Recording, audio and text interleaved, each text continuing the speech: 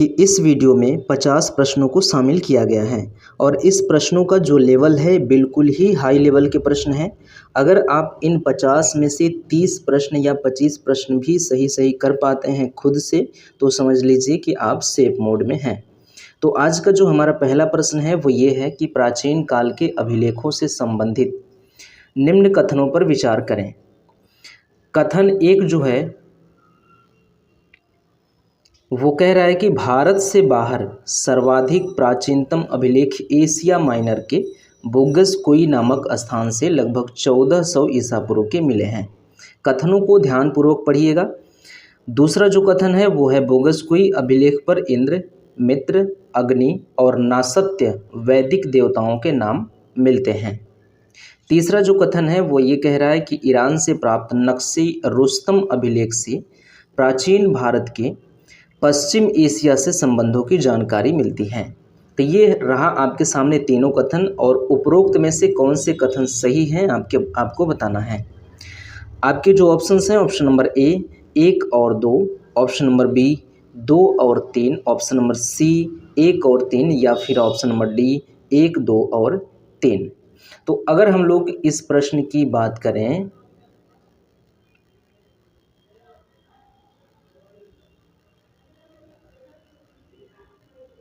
अगर हम लोग पहले कथन की बात करें तो भारत से बाहर सर्वाधिक प्राचीन अभिलेख एशिया माइनर के बोगसकोई नामक स्थान से लगभग 1400 ईसा पूर्व के मिले हैं।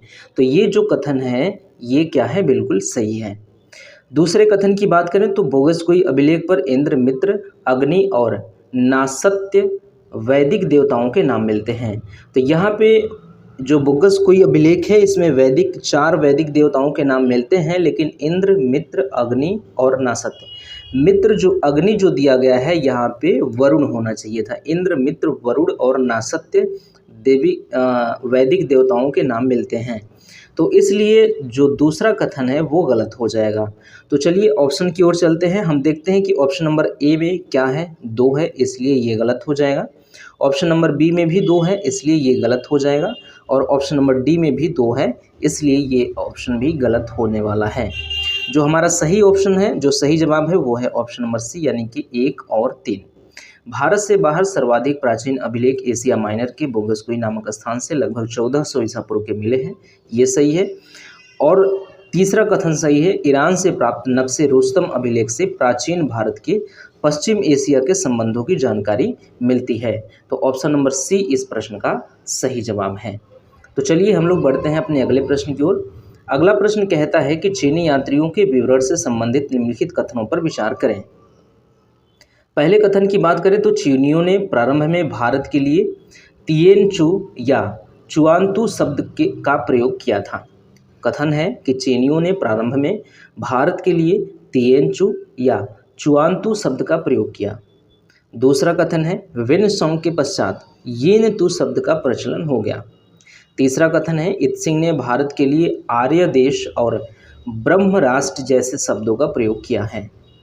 उपरोक्त में से कौन सा या से कथन सही है या है? आपके ऑप्शन हैं, ऑप्शन नंबर ए 1 और 2, ऑप्शन नंबर बी केवल 2, ऑप्शन नंबर सी 1 और 3, या फिर ऑप्शन नंबर डी 1, 2 और 3। इनमें से अब कथनों पे चले हम लोग। पहले कथन की बात करें तो चीनियों ने प्रारंभ में भारत के लिए तिएनचू या चुआंतू शब्द का प्रयोग किया था। ये कथन जो है वो क्या है, बिल्कुल सही है। ये कथन बिल्कुल सही है। वेनसोंग के पश्चात यीन तू शब्द का प्रचलन हो गया। ये क्या है, ये वाला कथन गलत है। यीन तू शब्द का प्रयोग भारत के लिए होता था, लेकिन वेनसोंग के पश्चात जो यहाँ पे लाइन जुड़ गया है, ये लाइन इस चीज़ को गलत कर दे रहा है। यीन तू शब्द का प्रयोग भारत के लिए हुआ है चीनियों द्वारा, लेकिन वेनसोंग के पश्चात जो ये लाइन लिख दिया गया है, ये वाला लाइन इसको गलत कर रहा है।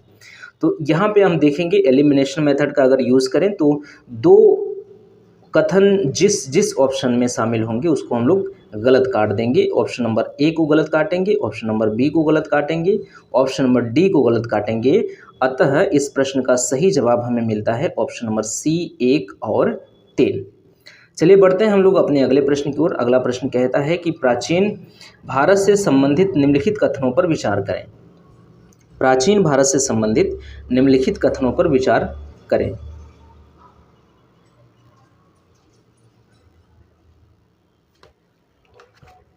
कथन 1 है कि आद्य ऐतिहासिक काल के लोग लिखना जानते थे लेकिन उसे पढ़ा नहीं जा सका है। कथन 2 है ऐतिहासिक काल को जानने का एकमात्र स्रोत जो है वो पुरातात्विक वस्तुएं हैं। पहले हम लोग दूसरे कथन की बात करें, ऑप्शन देख लेते हैं उपरोक्त में से कौन सा कथन सही है। इस चीज़ को पढ़ना जरूरी होता है क्योंकि कभी कभी यहाँ पे सही नहीं है करके आ जाता है, तो इसको बिना पढ़े हम लोग आगे अगर सवाल सॉल्व करेंगे तो हो सकता है गलत हो जाए, क्योंकि इस लाइन में कभी कभी ऐसा हो सकता है कि उपरोक्त में से कौन सा या से कथन सही नहीं है, ऐसा हो सकता है। तो इसलिए इसको पढ़ना जरूरी है, इससे स्पष्ट हो जाएगा कि हमको सही ढूंढना है या तो गलत ढूंढना है। तो आपके ऑप्शन जो है ऑप्शन नंबर ए केवल 1, ऑप्शन नंबर बी केवल 2, ऑप्शन नंबर सी 1 और 2 या ऑप्शन नंबर डी न तो 1 और न ही 2। हम लोग सबसे पहले दूसरे कथन की बात करें तो दूसरा कथन ये कह रहा है कि ऐतिहासिक काल को जानने का एकमात्र स्रोत पुरातात्विक वस्तुएं हैं। तो ये लाइन बिल्कुल गलत है। ऐतिहासिक काल को जानने का एकमात्र स्रोत पुरातात्विक वस्तुएं नहीं हैं, साहित्यिक वस्तुएं भी ऐतिहासिक काल को जानने के लिए प्रयोग में लाई जाती हैं। इसलिए दूसरा जो कथन है वो तो गलत है ही है। इसका मतलब दो जिस कथन में होगा, यानी कि ऑप्शन नंबर बी गलत है, ऑप्शन नंबर सी गलत है। आपके पास बचा है ऑप्शन नंबर ए और डी। अब चलते हैं, हम देखते हैं आद्य ऐतिहासिक काल। कथन 1 को देखिए, आद्य ऐतिहासिक काल के लोग लिखना जानते थे। आद्य ऐतिहासिक काल के लोग लिखना जानते थे, यहाँ तक तो बिल्कुल सही है, लेकिन उसे पढ़ा नहीं जा सका है, ये भी बिल्कुल सही है। क्या है? ये भी बिल्कुल सही है। इसलिए ऑप्शन नंबर ए इस प्रश्न का सही जवाब होगा, केवल एक सही है। चलिए बढ़ते हैं हम लोग अपने अगले प्रश्न की ओर। अगला प्रश्न कहता है कि निम्नलिखित कथनों में से कौन सा कथन असत्य है? कौन सा कथन असत्य है? कथन ए आपके सामने कह रहा है कि अभिलेखों का अध्ययन पुरालेख शास्त्र कहलाता है। ऑप्शन नंबर बी है पुराने दस्तावेजों की प्राचीन लिपि का अध्ययन पुरालिपि शास्त्र कहलाता है। ऑप्शन नंबर सी है भारत में पाए गए अभिलेखों की भाषा केवल प्राकृतिक और संस्कृत है। और ऑप्शन नंबर डी है सबसे पुराने अभिलेख हड़प्पा सभ्यता की मोहरों पर मिलते हैं। तो इसमें से अगर बात करें तो अभिलेखों का जो अध्ययन पुरालेख शास्त्र कहलाता है, तो ये क्या है? ये कथन जो है वो सत्य है। ये कथन सत्य है। कथन सत्य होने की वजह से इस प्रश्न का सही जवाब नहीं होगा। इसमें पूछ रहा है कौन सा कथन असत्य है, तो जो कथन हमको गलत मिलेगा वो कथन इस प्रश्न का सही जवाब होगा। तो अभिलेखों का अध्ययन पुरालेख शास्त्र कहलाता है, ये क्या है? बिल्कुल सही है। पुराने दस्तावेजों की प्राचीन लिपि का अध्ययन पुरालिपि शास्त्र कहलाता है, ये कथन भी बिल्कुल सही है। भारत में पाए गए अभिलेखों की भाषा केवल प्राकृतिक और संस्कृत है, ये क्या है? ये गलत है। इस हिसाब से इस प्रश्न का सही जवाब क्या होने वाला है? ऑप्शन नंबर सी, भारत में पाए गए अभिलेखों की भाषा केवल प्राकृतिक और संस्कृत है, ये कथन बिल्कुल गलत है। इसलिए ऑप्शन नंबर सी इस प्रश्न का सही जवाब है। चौथा जो ऑप्शन है वो ये है कि सबसे पुराने अभिलेख हड़प्पा सभ्यता की मोहरों पर मिलते हैं। तो जो कथन सही है आप उसको याद रख सकते हैं क्योंकि वो कथन सही है। बढ़ते हैं हम लोग अपने अगले प्रश्न की ओर। अगला प्रश्न ये है कि निम्नलिखित कथनों में से कौन सा युग्म सुमेलित नहीं है? सुमेलित नहीं है, हमें ये देखना है कौन सा युग्म सुमेलित नहीं है। तो अभिधम्म को किसने लिखा था? वसुबंधु ने लिखा था, ये सही है, मतलब ये सुमेलित है। महाविभास शास्त्र सुबंधु ने नहीं लिखा था, इसलिए क्या है? ये कथन गलत है। गलत होने की वजह से यही इस प्रश्न का सही जवाब हो जाएगा। ऑप्शन नंबर बी इस प्रश्न का सही जवाब है। वृहत कथा मंजरी क्षेमेंद्र ने लिखा है। विक्रमांक देवचरित विल्हड़ ने लिखा है 11वीं सदी में। तो ये हमारा ऑप्शन नंबर बी इस प्रश्न का 5वें प्रश्न का सही जवाब है। बढ़ते हैं हम लोग अपने अगले प्रश्न की ओर। अगला प्रश्न ये है कि निम्नलिखित युग्मों पर विचार कीजिए। सबसे पहले हम लोग देखते हैं काल और विशेषता। काल दिया गया है मध्य पाषाण काल, इसकी विशेषता दी गई है फलक संस्कृति। दूसरे कथन में दिया गया है नवपाषाण काल और इसकी जो संस्कृति बताई जा रही है सूक्ष्म पाषाण संस्कृति है। तीसरा जो है ताम्र पाषाण काल, इससे चित्रित मृदभांड संस्कृति बताया जा रहा है। इसमें बीच में डैश होना चाहिए, लेकिन यहाँ पे मिस टाइपिंग की वजह से डैश गायब है। तो इसको मैनेज कर लीजिए। पहला जो कथन है वो मध्य पाषाण काल है, फलक संस्कृति इसकी विशेषता बताई जा रही है। दूसरा जो काल है वो नवपाषाण काल है, इस नवपाषाण काल इसकी विशेषता बताई जा रही है सूक्ष्म पाषाण संस्कृति। तीसरा जो कथन है, तीसरा जो युग्म है ये है कि ताम्रपाषाण काल बताया जा रहा है और इसकी विशेषता चित्रित मृदभांड संस्कृति बताई जा रही है। करना क्या है कि उपरोक्त में से कौन सा या से युग्म सुमेलित हैं, कौन सा युग्म सुमेलित हैं आपको ये बताना है। ध्यान दीजिएगा, सुमेलित हैं, सुमेलित नहीं है यहाँ पे सुमेलित हैं। तो छठवें प्रश्न की बात करें तो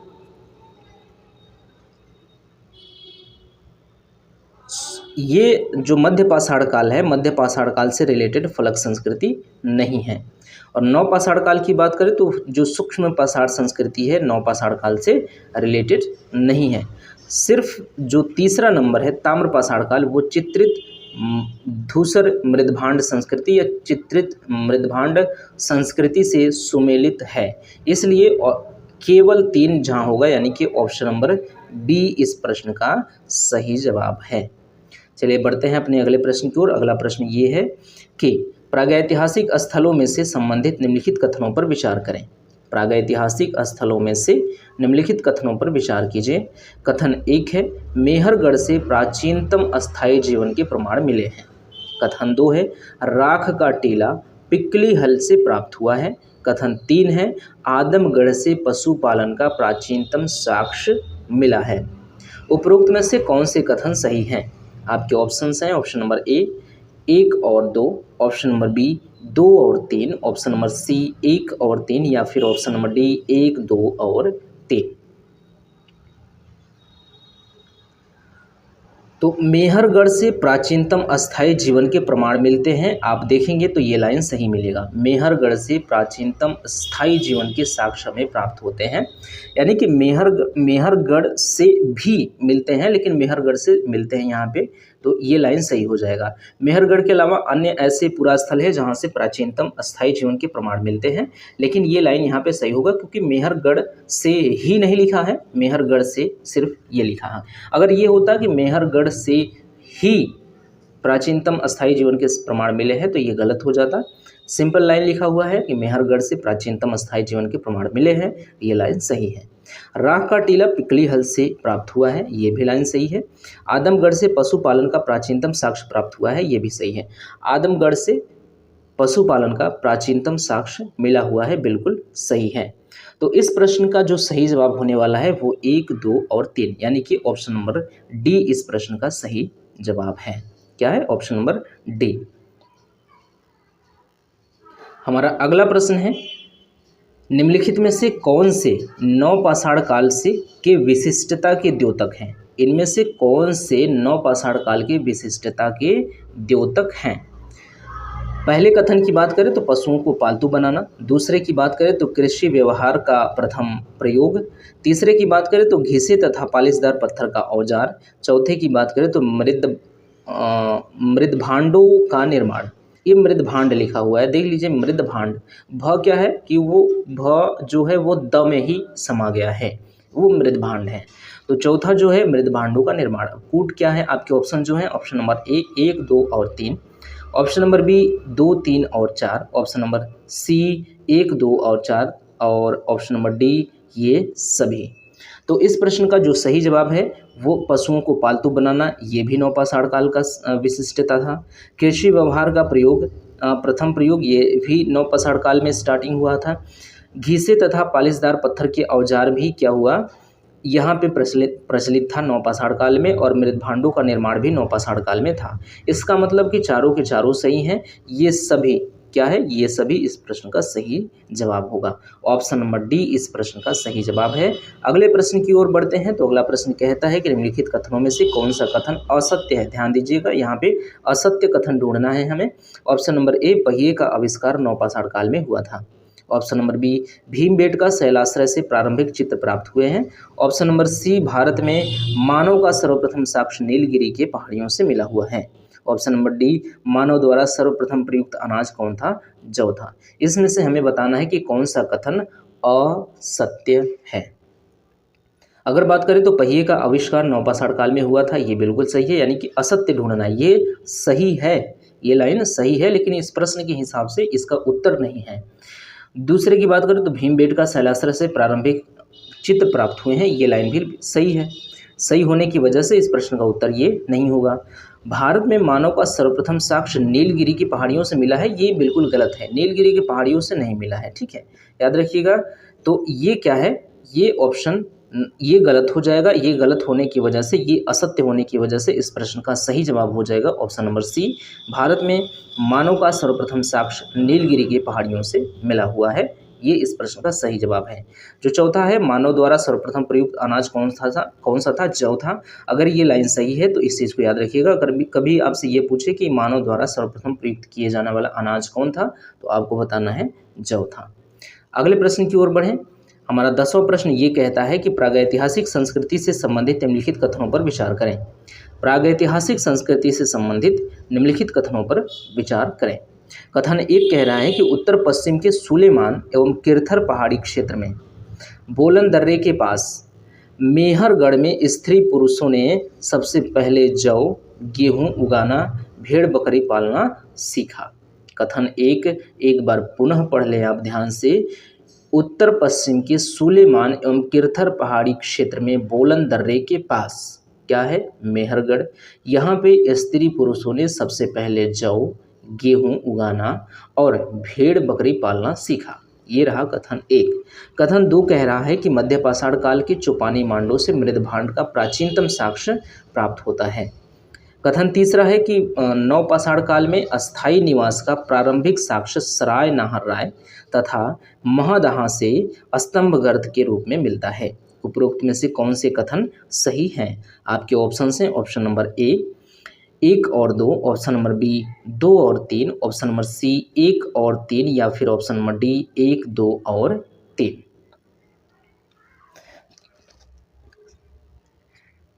तो अगर बात करें इसमें से दूसरे कथन की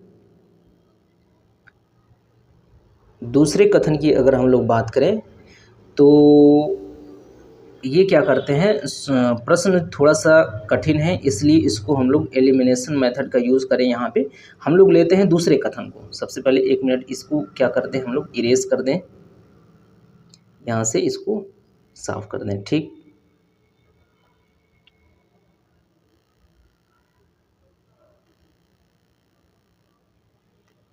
आ गया। अब क्या करते हैं हम लोग दूसरे कथन को लेते हैं। मध्य पाषाण काल की चौपानी मांडों से मृदभांड का प्राचीनतम साक्ष्य मिला है। तो मध्य पाषाण काल के चौपानी मांडों से मृदभांड का प्राचीनतम साक्ष्य मिला है, तो ये क्या है, लाइन गलत है। क्या है, दूसरा जो कथन है वो गलत है। अब यहाँ से हम लोग एलिमिनेशन मेथड का यूज़ करें तो इसको काट देंगे, ये गलत हो जाएगा क्योंकि इसमें 2 है, इसको भी काटेंगे क्योंकि इसमें 2 है, और इसको भी काट देंगे क्योंकि इसमें भी 2 है। अब हमारे पास बचा है एक ऑप्शन, ऑप्शन नंबर सी, यही इस प्रश्न का सही जवाब होगा, यानी कि 1 और 3। अगर 1 और 3 सही है तो 1 और 3 को एक बार पढ़ लेते हैं, उसको दिमाग में बैठा लेते हैं।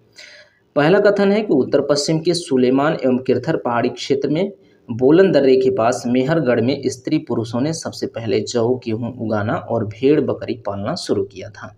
ये सही है। नवपाषाण काल में अस्थायी निवास का प्रारंभिक साक्ष्य सराय नाहर राय तथा महदहा से स्तंभगर्त के रूप में मिला है। तो याद रखिएगा, स्तंभगर्त के रूप में सराय नाहर राय और महदहा से मिला हुआ है। अगर आपसे पूछे कि नवपाषाण काल में अस्थायी निवास का प्रारंभिक साक्ष्य कहाँ से मिला है, तो आपको बताना है सराय नाहर राय और महदहा से, ठीक। बढ़ते हैं अपने अगले प्रश्न की ओर। हमारा अगला प्रश्न कहता है कि सिंधु घाटी सभ्यता के संबंध में निम्नलिखित कथनों पर विचार कीजिए। कथन 1 है, सिंचाई नियमित एवं अनियमित दोनों प्रकार के स्रोतों पर निर्भर थी। कथन 2 है, सिंधु घाटी सभ्यता के लोगों के खान पान की आदतें प्राक हड़प्पाई ग्रामीण संस्कृतियों से मिलती जुलती थी। कथन 3 है, पशुओं को पालने की प्रथा काफ़ी प्रचलित थी। तो अगर हम लोग ऑप्शंस की बात करें, उपरोक्त में से कौन सा या से कथन सही है या है? आपके ऑप्शंस हैं ऑप्शन नंबर ए केवल 1, ऑप्शन नंबर बी केवल 2, ऑप्शन नंबर सी 2 और 3 या फिर ऑप्शन नंबर डी 1, 2 और 3। अगर इसमें से तीसरे कथन की बात करें तो पशुओं को पालने की प्रथा जो है काफ़ी प्रचलित थी, तो जो काफ़ी शब्द है इस लाइन को गलत कर देगा।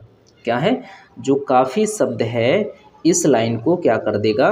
गलत कर देगा, क्योंकि काफ़ी प्रचलित नहीं थी। ये क्या थी? एक तरह से एक नगरीय सभ्यता थी ना, सिंधु घाटी सभ्यता एक नगरीय सभ्यता थी। नगरीय सभ्यता में मतलब व्यापार वाणिज्य चरम स्तर पे होता है, खेती बाड़ी एवरेज में होता है। तो यहाँ पे क्या थी कि पशुओं को पालने की प्रथा तो थी, लेकिन काफ़ी ज़्यादा प्रचलित नहीं थी। पशुओं को पालने की काफ़ी ज़्यादा प्रथा प्रचलित नहीं थी, तो काफ़ी शब्द इस लाइन को गलत कर देगा। इसके वजह से 3 वाला हम काट के रख देंगे यहाँ पे। यह 2 ऑप्शन कट गए यहाँ से, ऑप्शन नंबर सी और डी कट गए।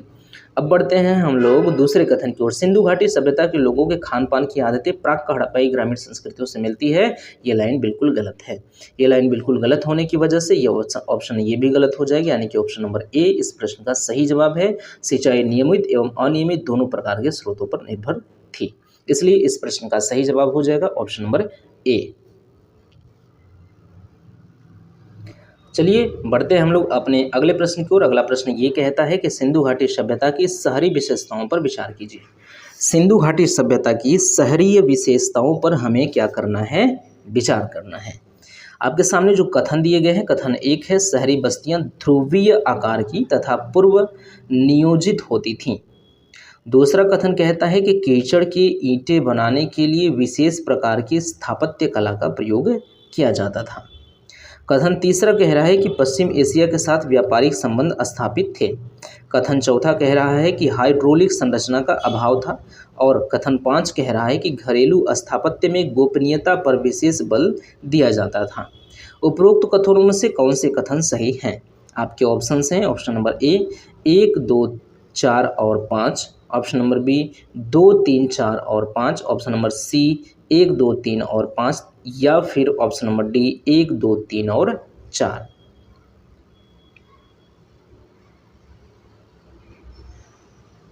तो इस प्रश्न का जो सही जवाब होने वाला है, हम लोग इसको भी क्या करेंगे? एलिमिनेशन मेथड का प्रयोग करेंगे। तो हम लोगों ने आज तक सारी चीज़ें सिंधु घाटी सभ्यता के बारे में, हाइड्रोलिक संरचना का अभाव था। जो चौथा कथन है उसको ध्यान से देखिए। चौथा जो कथन है उसको अगर आप ध्यान से देखेंगे तो मिलेगा कि ये वाला जो कथन है वो बिल्कुल गलत है। हाइड्रोलिक संरचना का अभाव था, ये जो कथन है वो क्या है? बिल्कुल गलत है। गलत होने की वजह से चौथा आपका गलत हो जाएगा। तो इसमें भी 4 है, ये भी गलत होगा।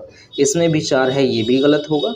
इसमें भी 4 है, ये भी गलत हो जाएगा। बचेगा ऑप्शन नंबर सी इस प्रश्न का सही जवाब होगा। यानी कि इसको छोड़ करके हम लोग चारों के चारों कथन एक बार याद कर लेते हैं, क्योंकि वो सभी कथन सत्य हैं। तो शहरी बस्तियां ध्रुवीय आकार की तथा पूर्व नियोजित होती थी। ठीक। कीचड़ से ईंटें बनाने के लिए, कीचड़ का मतलब होता है गीली मिट्टी ना, तो गीली मिट्टी यानी कि कीचड़ से ईंटें बनाने के लिए विशेष प्रकार की स्थापत्य कला का प्रयोग किया जाता था। तो ये तो सही है।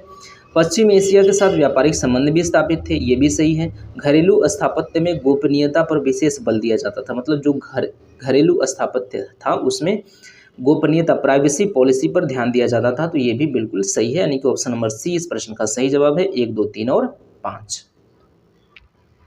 चलिए बढ़ते हैं अपने अगले प्रश्न को। अगला प्रश्न कहता है कि हड़प्पा सभ्यता की समयावधि को किस आधार पर 2300 ईसा पूर्व से 1700 ईसा पूर्व के बीच का निर्धारित किया गया है?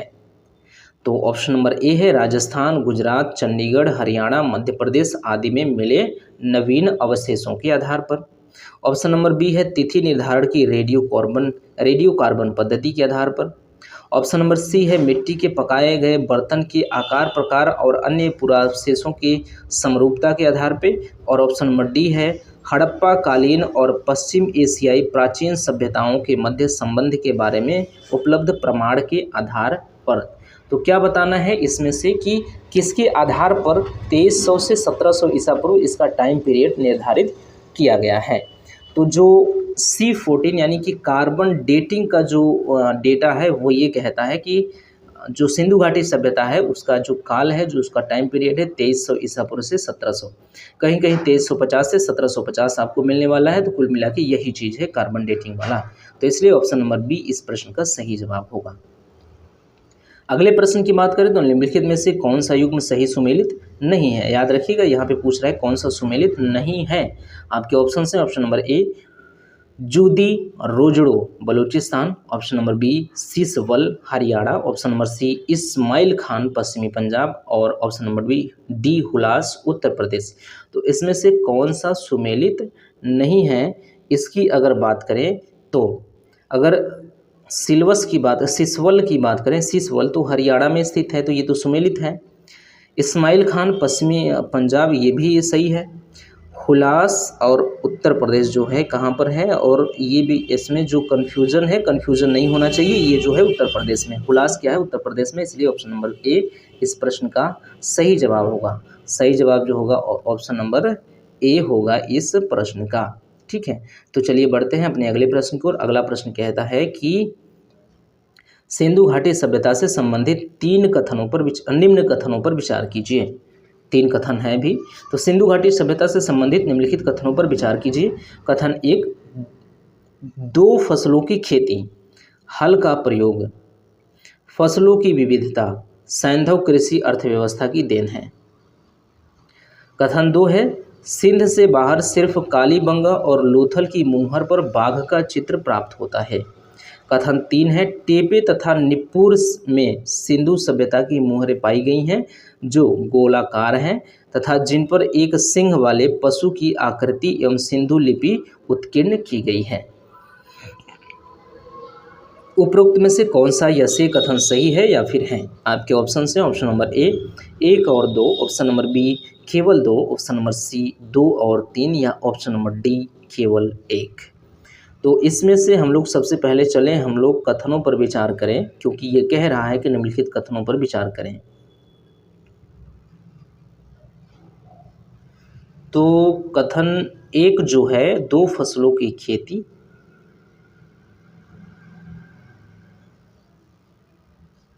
और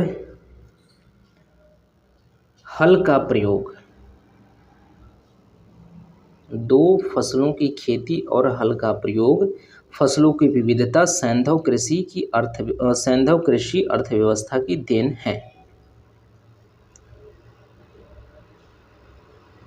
तो ये जो लाइन है वो क्या है, ये सही होगा। फसलों की खेती, हल का प्रयोग, कालीबंगा से हल की साक्ष्य प्राप्त होते हैं, फसलों की विविधता सैंधव कृषि अर्थव्यवस्था की देन है। तो ये क्या है, ये लाइन सही होना चाहिए, ये क्या है, सही है। आगे बढ़ते हैं। सिंध से बाहर सिर्फ कालीबंगा और लोथल की मुहर पर बाघ का चित्र प्राप्त होता है, ये बिल्कुल गलत है। सिर्फ इनके लोथल मतलब कालीबंगा और लोथल की मुहरों पर बाघ का चित्र प्राप्त नहीं होता, बल्कि और भी ऐसे जगह है जहाँ की मुहरों पर बाघ का चित्र प्राप्त होता है। तो दूसरा गलत है, तो यहाँ से थोड़ा सा हम लोग एलिमिनेट कर लेते हैं तो मिल जाएगा ऑप्शन, हाँ सही मिल जाएगा। दूसरा गलत होने की वजह से हमको पूरा का पूरा सही मिल जाता है, तीनों आप काट देंगे, बचेगा 1, यानी कि ऑप्शन नंबर डी इस प्रश्न का सही जवाब है। ऑप्शन नंबर डी इस प्रश्न का सही जवाब है, यानी कि केवल 1।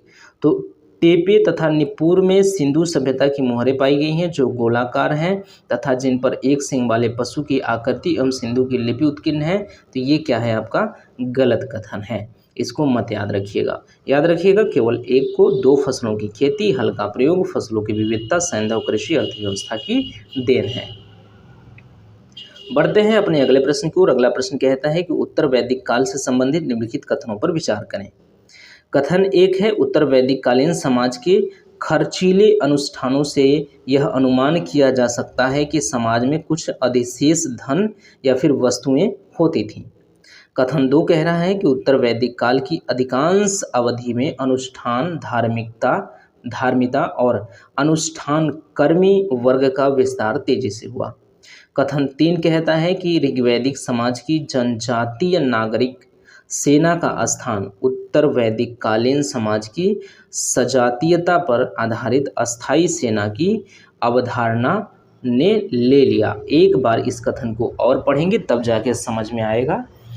ऋग्वैदिक समाज की जनजातीय नागरिक सेना का स्थान, जो जनजातीय नागरिक सेना है उनका स्थान उत्तर वैदिक काल के समाज की सजातीयता पर आधारित स्थानीय सेना का सेना की अवधारणा ने ले लिया था। तो अब समझ में आ गया। अब क्या करना है हमें, उपरोक्त में से कौन सा कथन सही है।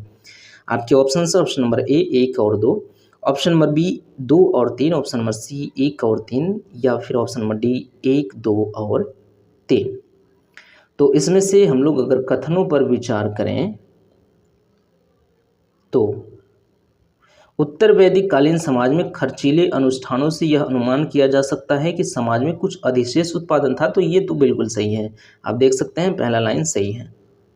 पहला क्या है, सही होने की वजह से, एक जिसमें होगा वही सही होगा, यानी कि बी आप काट सकते हैं क्योंकि बी में एक नहीं है, एक होना चाहिए क्योंकि एक सही है, तो एक तो होना चाहिए। तो एक है नहीं बी में, तो बी को काट दीजिए। दूसरे कथन की बात करें, उत्तर वैदिक काल की अधिकांश अवधि में अनुष्ठान धार्मिकता और अनुष्ठान कर्मी वर्ग का विस्तार तेजी से हुआ। ये भी बिल्कुल सही है, ये भी कथन बिल्कुल सही है, यानी कि दो भी होना चाहिए, दो भी होना चाहिए। तो दो क्या है, इसमें नहीं है, इसमें दो नहीं है, तो ये इसलिए ये भी गलत हो जाएगा। ठीक है, एक होना चाहिए और दो होना चाहिए, एक और दो दोनों होना चाहिए क्योंकि दोनों सही हैं। तो एक जो है वो बी में नहीं है और दो जो है वो सी में नहीं है, तो दोनों आपके गलत हो जाएंगे। बचे हैं आपके पास ए और डी। तो अब हम लोग बात करते हैं तीसरे कथन की। तो तीसरा कथन कहता है कि ऋग्वैदिक समाज की जनजातीय नागरिक सेना का स्थान ले लिया था किसने, इसने आधारित स्थायी सेना। हाँ, ये कथन क्या है, ये भी बिल्कुल सही है, यानी कि 3 भी होना चाहिए। तो 3 होना चाहिए, तो 3 इसमें नहीं है। 1 2 3 तीनों कथन सही है, कुल मिला के ये लेकर चलते हैं हम लोग। ये ऑप्शन नंबर डी इस प्रश्न का सही जवाब है। क्या है, ऑप्शन नंबर डी। बढ़ते हैं अपने अगले प्रश्न की ओर। अगला प्रश्न ये कह रहा है कि भारत में आर्यों की सफलता का मुख्य कारण क्या था। ऑप्शन नंबर ए, देशीय जनजातियों के मध्य एकता का अभाव। ऑप्शन नंबर बी, आर्यों की बेहतर संगठनात्मक शक्ति। ऑप्शन नंबर सी, आर्यों की उत्तम सैन्य उपकरण एवं अश्वों का उपयोग, यानी कि घोड़ा अश्वों का उपयोग। ऑप्शन नंबर डी है सांस्कृतिक श्रेष्ठता। इसमें से कौन सा कारण ये है जिससे कि आर्य लोग सफल हुए। तो इस प्रश्न का जो सही जवाब है वो है ऑप्शन नंबर सी, आर्यों के उत्तम सैन्य उपकरण और अश्वों का उपयोग ये लोग करने की वजह से क्या हुए, सफल हुए। इसलिए ऑप्शन नंबर सी इस प्रश्न का सही जवाब है। अगले प्रश्न की बात करें तो ऋग्वैदिक काल से संबंधित निम्नलिखित कथनों पर विचार करें। कथन 1, 10 राजाओं का युद्ध सरस्वती नदी के तट पर लड़ा गया था। 10 राजाओं का युद्ध जो है वो सरस्वती पुरुषड़ी रावी पुरुषड़ी। ठीक है, अच्छा चलते हैं पहले प्रश्नों को कथन को पढ़ते हैं। 10 राजाओं का युद्ध सरस्वती नदी के तट पर लड़ा गया था, कथन 1। दूसरा कथन जो है, बोगसकुई अभिलेख में यह प्रमाण मिलता है कि आर्यों का आगमन मध्य एशिया से हुआ था। तीसरा जो कथन है वो ये कहता है कि वैदिक काल में सोम एक प्रसिद्ध नशीला पेय था। ठीक है, आप करना क्या है कि उपरोक्त में से कौन से कथन सही है या फिर है। आपके ऑप्शन हैं ऑप्शन नंबर ए केवल 1, ऑप्शन नंबर बी 2 और 3, ऑप्शन नंबर सी केवल 2, या फिर ऑप्शन नंबर डी 1 और 3। तो हमें क्या करना है, 10 राजाओं का युद्ध सरस्वती नदी के तट पर नहीं लड़ा गया था, ये पुरुषड़ी नदी के तट पर लड़ा गया था। तो एक जो है वो गलत होने की वजह से ये गलत हो जाएगा और ये गलत हो जाएगा। बचेगा आपके पास बी और सी। तो अब हम लोग बात करते हैं दूसरे कथन की। तो बोगसकुई अभिलेख से यह प्रमाण मिलता है कि आर्यों का आगमन मध्य एशिया से हुआ था, बिल्कुल सही है। दूसरा कथन बिल्कुल सही है। तो इससे भी अभी उत्तर नहीं मिला है क्योंकि दोनों ऑप्शन में 2 हैं। वैदिक काल में सोम एक प्रसिद्ध नशीला पेय था। क्या था, प्रसिद्ध नशीला पेय था, ये बिल्कुल सही है। यानी कि आपके ऑप्शन में 3 होना चाहिए और इसमें 3 नहीं है, इसलिए ऑप्शन नंबर बी इस प्रश्न का सही जवाब है, 2 और 3। ठीक, तो चलिए बढ़ते हैं अपने अगले प्रश्न की ओर। अगला प्रश्न ये है कि आर्यों के संबंध में निम्नलिखित कथनों में से कौन सा कथन असत्य है। याद रखिएगा, असत्य पूछ रहा है। आपके ऑप्शन हैं ऑप्शन नंबर ए, ऋग्वैदिक सभ्यता ग्रामीण सभ्यता थी क्योंकि आर्य पशुपालन एवं कृषि करते थे। ऑप्शन नंबर बी है, ऋग्वैदिक आर्य प्रकृति की पूजा करते थे। ऑप्शन नंबर सी है, मैक्स मूलर के अनुसार आर्य मूलतः मध्य एशिया के निवासी थे। ऑप्शन नंबर डी है पूर्व वैदिक युगीन आर्य महिलाओं को राजनीतिक एवं आर्थिक अधिकार प्राप्त नहीं था। पूर्व वैदिक युगीन आर्य महिलाओं को राजनीतिक एवं आर्थिक अधिकार प्राप्त नहीं था। इसमें से कौन सा कथन असत्य है, आपको ये ढूंढना था। पूर्व वैदिक युगीन की बात हो रही है, मतलब वैदिक जो वैदिक पीरियड की बात हो। उत्तर वैदिक काल में क्या हुआ कि महिलाओं के राजनीतिक और आर्थिक अधिकार धीरे धीरे कम होते गए, लेकिन वैदिक काल पूर्व वैदिक काल में ये अधिकार थे उनके पास। इसका मतलब ये लाइन गलत हो जाएगा और बाकी के सही हो जाएंगे। सही हो जाएंगे, एक बार पढ़ लेते हैं, काश पता नहीं बीच में कोई गलत मिल जाए। तो ऋग्वैदिक सभ्यता ग्रामीण सभ्यता थी, यहाँ तक भी सही है क्योंकि ये आर्य पशुपालन एवं कृषि करते थे, तो ये कथन सही है। ऋग्वैदिक आर्य प्रकृति की पूजा करते थे, ये भी सही है, हम लोग जानते हैं। मैक्स मूलर के अनुसार, हाँ मैक्स मूलर देखिए जो मध्य एशिया से मिला है, क्या मध्य एशिया से मिला है बोगसकुई का अभिलेख। तो बोगसकुई अभिलेख में 4 वैदिक देवताओं के नाम मिलते हैं, इंद्र, मित्र, वरुण और नासत्य। उसके आधार पे मैक्स मूलर ने कहा है कि मध्य एशिया के निवासी थे आर्य।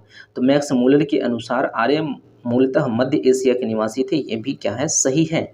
बचा है आपके पास डी गलत होने की वजह से इस प्रश्न का सही जवाब हो जाएगा ऑप्शन नंबर डी। तो चलिए बढ़ते हैं अपने अगले प्रश्न की ओर। अगला प्रश्न कहता है कि वैदिक काल के धर्म की तुलना में महाकाव्यों के काल में धार्मिक विश्वासों में सबसे बड़ा अंतर क्या आया। आपके ऑप्शन हैं, ऑप्शन नंबर ए देवी देवताओं की पूजा बंद हो गई, ऑप्शन नंबर बी यज्ञ आदि बंद कर दिए गए, ऑप्शन नंबर सी व्यक्ति नास्तिक हो गए, या फिर ऑप्शन नंबर डी देवी देवताओं का प्राकृतिक रूप समाप्त करके उनके मानवीय रूप की संकल्पना कर ली गई। तो इस प्रश्न का जो सही जवाब है वो है ऑप्शन नंबर सी, व्यक्ति नास्तिक हो गए। व्यक्ति क्या हो गए, नास्तिक हो गए, इसलिए ऑप्शन नंबर सी इस प्रश्न का सही जवाब है। अब चलते हैं हम लोग अपने अगले प्रश्न की ओर। अगला प्रश्न हमारा कहता है कि ईसा पूर्व 6ठी शताब्दी में हुए धार्मिक आंदोलन के लिए निम्नलिखित में से कौन से कारण थे। मतलब 6ठी शताब्दी ईसा पूर्व में जो धार्मिक आंदोलन हुए हैं उसके पीछे का जो कारण था वो क्या था। आपके सामने जो कथन दिए गए हैं, कथन पहला कह रहा है कि वैदिक कर्मकांडों का कष्टतर तथा खर्चीला स्वरूप। कथन 2 है यज्ञों में शक्ति, समय और धन का अपव्यय। यज्ञों में शक्ति, समय और धन का अपव्यय। कथन 3 कह रहा है कि धर्म में अंधविश्वासों तथा रूढ़ियों का वर्चस्व। कथन 4 कह रहा है कि कृषक एवं व्यापारी वर्ग का असंतोष। अब यहाँ पे इसको काट दीजिए, यहाँ पे भी उपरोक्त हो गया है। उपरोक्त कथनों में से कौन सा या से कथन सही है या फिर है। आपके ऑप्शन हैं, ऑप्शन नंबर ए 1, 2 और 3, ऑप्शन नंबर बी 2, 3 और 4, ऑप्शन नंबर सी 1, 3 और 4, या फिर ऑप्शन नंबर डी ये सभी। तो अगर हम लोग बात करें तो वैदिक कर्मकांडों का कष्टतर मतलब कि काफ़ी जटिल था वैदिक कर्मकांड और खर्चीला स्वरूप भी था, इसके वजह से धार्मिक आंदोलन हुए थे। ये तो बिल्कुल सही है। क्या है, ये सही है। यज्ञों में शक्ति का भी प्रयोग होता था, समय का भी और धन का खर्च होता था, इसलिए वहाँ पे धार्मिक आंदोलनों का उदय हुआ, ये भी लाइन सही है। धर्म में अंधविश्वासों का रूढ़ियों का वर्चस्व, ये तो बिल्कुल सही है, ये तो मेन तो कारण यही था। कृषक एवं व्यापारी वर्ग का असंतोष, ये भी सही था, ये भी सही है। यानी कि 1, 2, 3, 4, 1, 2, 3, 4, 1, 2, 3, 4, 1, 2, 3, 4 कहाँ है, हाँ ये सभी। यानी कि ऑप्शन नंबर डी इस प्रश्न का सही जवाब हो जाएगा। क्या हो जाएगा, ऑप्शन नंबर डी इस प्रश्न के सही जवाब के रूप में आप चुन सकते हैं। बढ़ते हैं हम लोग अपने अगले प्रश्न की ओर। अगला प्रश्न ये कह रहा है कि पूर्व मौर्य काल के संबंध में निम्न सामाजिक आर्थिक विशेषताओं पर विचार कीजिए। पहला है शहरीकरण का अभाव। हमें क्या करना है, पूर्व मौर्य काल के संबंध में, पूर्व मौर्य काल में यानी कि पूर्व मौर्य काल में सामाजिक आर्थिक विशेषताएं किस प्रकार की थी उन्हें हमें देखना है। तो एक कह रहा है कि शहरीकरण का अभाव था, दूसरा कह रहा है कि दस्तकारी का प्रचलन हो गया था, तीसरा कह रहा है कि धात्विक मुद्रा का प्रचलन था, चौथा कह रहा है कि कृषि की दशा में सुधार हुआ था, पांचवा कह रहा है कि आर्थिक असमानता का होना, यानी कि आर्थिक असमानता भी यहाँ पे स्थापित थी। उपरोक्त कथनों में से कौन से कथन सही हैं? आपके ऑप्शन है ऑप्शन नंबर ए 1, 2, 4 और 5, ऑप्शन नंबर बी 2, 4 और 5, ऑप्शन नंबर सी 1, 3 और 4 या फिर ऑप्शन नंबर डी 2, 3, 4 और 5।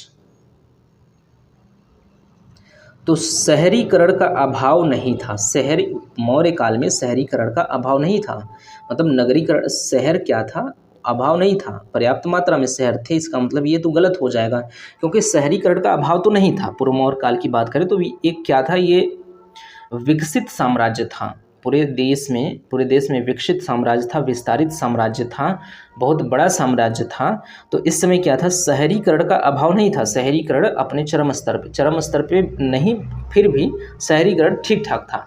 तो इसकी वजह से ये क्या, एक कथन जो है वो गलत हो जाएगा। इसलिए अगर हम लोग एलिमिनेशन मेथड का यूज़ करें तो ये इसको काटेंगे ऑप्शन नंबर ए, क्योंकि इसमें एक है, और ऑप्शन नंबर सी को भी काटेंगे क्योंकि इसमें भी एक है।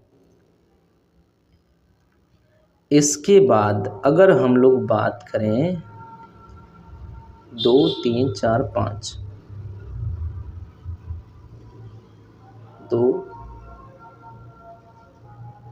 अब हम लोग बात करें 36वें कथन को ले, दस्तकारी का प्रचलन तो था, दस्तकारी का प्रचलन था, यानी कि ये गलत, ये सही है। यानी कि एक तो नहीं होना चाहिए लेकिन दो जरूर होना चाहिए। दो क्या है, जरूर होना चाहिए। तो दो किस किस में है, बी और डी दोनों में दो हैं। अभी हमें उत्तर नहीं मिला। ठीक, अब चलते हैं तीसरे कथन की ओर, धात्विक मुद्रा का प्रचलन। धात्विक मुद्रा का प्रचलन था, धात्विक मुद्रा का प्रचलन था। तो मौर्य काल में आप जानते हैं कि धात्विक मुद्रा का प्रचलन था, इसलिए ये भी क्या है, सही है। यानी कि 3 भी होना चाहिए, 3 होना चाहिए, 3 होना चाहिए। और आप ऑप्शन नंबर बी को देखेंगे तो उसमें 3 नहीं है, 3 नहीं होने की वजह से गलत हो जाएगा। अब हमारे पास बचा है ऑप्शन नंबर डी, यानी कि इस प्रश्न का सही जवाब हो जाएगा ऑप्शन नंबर डी। डी का मतलब 2, 3, 4 और 5, 2, 3, 4 और 5 सही होंगे, यानी कि सिर्फ पहला गलत है। बाकी दस्तकारी का प्रचलन था, धात्विक मुद्रा का प्रचलन था, कृषि की दशा में सुधार हुआ था, आर्थिक असमानता भी यहाँ पे था। आर्थिक असमानता आप देखेंगे तो आर्थिक असमानता हमेशा देख सकते हैं आप, आर्थिक असमानता को किसी भी काल में आप नकार नहीं सकते। इतिहास से लेकर के अब तक की बात करें तो आर्थिक असमानता को आप नकार नहीं सकते। ठीक, कम बेसी हो सकता है, कम अधिक हो सकता है, लेकिन आर्थिक असमानता विद्यमान निश्चित रूप से रही है इतिहास से लेकर आज तक। ठीक है, तो 5 तो रहेगा ही रहेगा। अब चलते हैं हम लोग अपने अगले प्रश्न की ओर। तो इसका ऑप्शन नंबर डी इस प्रश्न का सही जवाब है, याद रखिएगा। अगला जो प्रश्न है वो ये कह रहा है कि निम्नलिखित में से वे कौन से कारण हैं जिनकी वजह से मगध सबसे शक्तिशाली महाजनपद बनकर उभरा। तो मगध की उत्कर्ष के कारणों की बात हम लोग करें तो कारण एक जो बता रहा है वो ये कह रहा है कि अत्यधिक उर्वरक कृषि था वहाँ पे। दूसरा जो है राजनीतिक असमानता का अभाव था। तीसरा जो है लोहे की खाने की प्रचुरता थी। चौथा जो है सेना में हाथियों का प्रयोग होने लगा था। और पांचवा जो है महत्वाकांक्षी महत्वाकांक्षी शासकों एवं राजाओं का होना।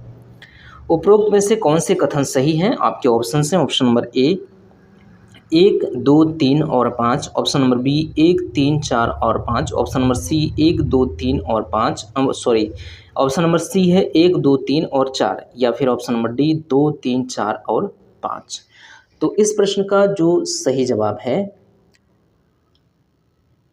वो हो जाएगा राजनीतिक असमानता का अभाव। राजनीतिक असमानता तो हो नहीं सकती, राजनीतिक असमानता तो रहेगी ही रहेगी। देख लीजिए, राजनीतिक असमानता तो थी, ऐसी बात नहीं है कि राजनीतिक असमानता नहीं थी। राजनीतिक असमानता होने की वजह से ये वाला जो गलत है कट जाएगा।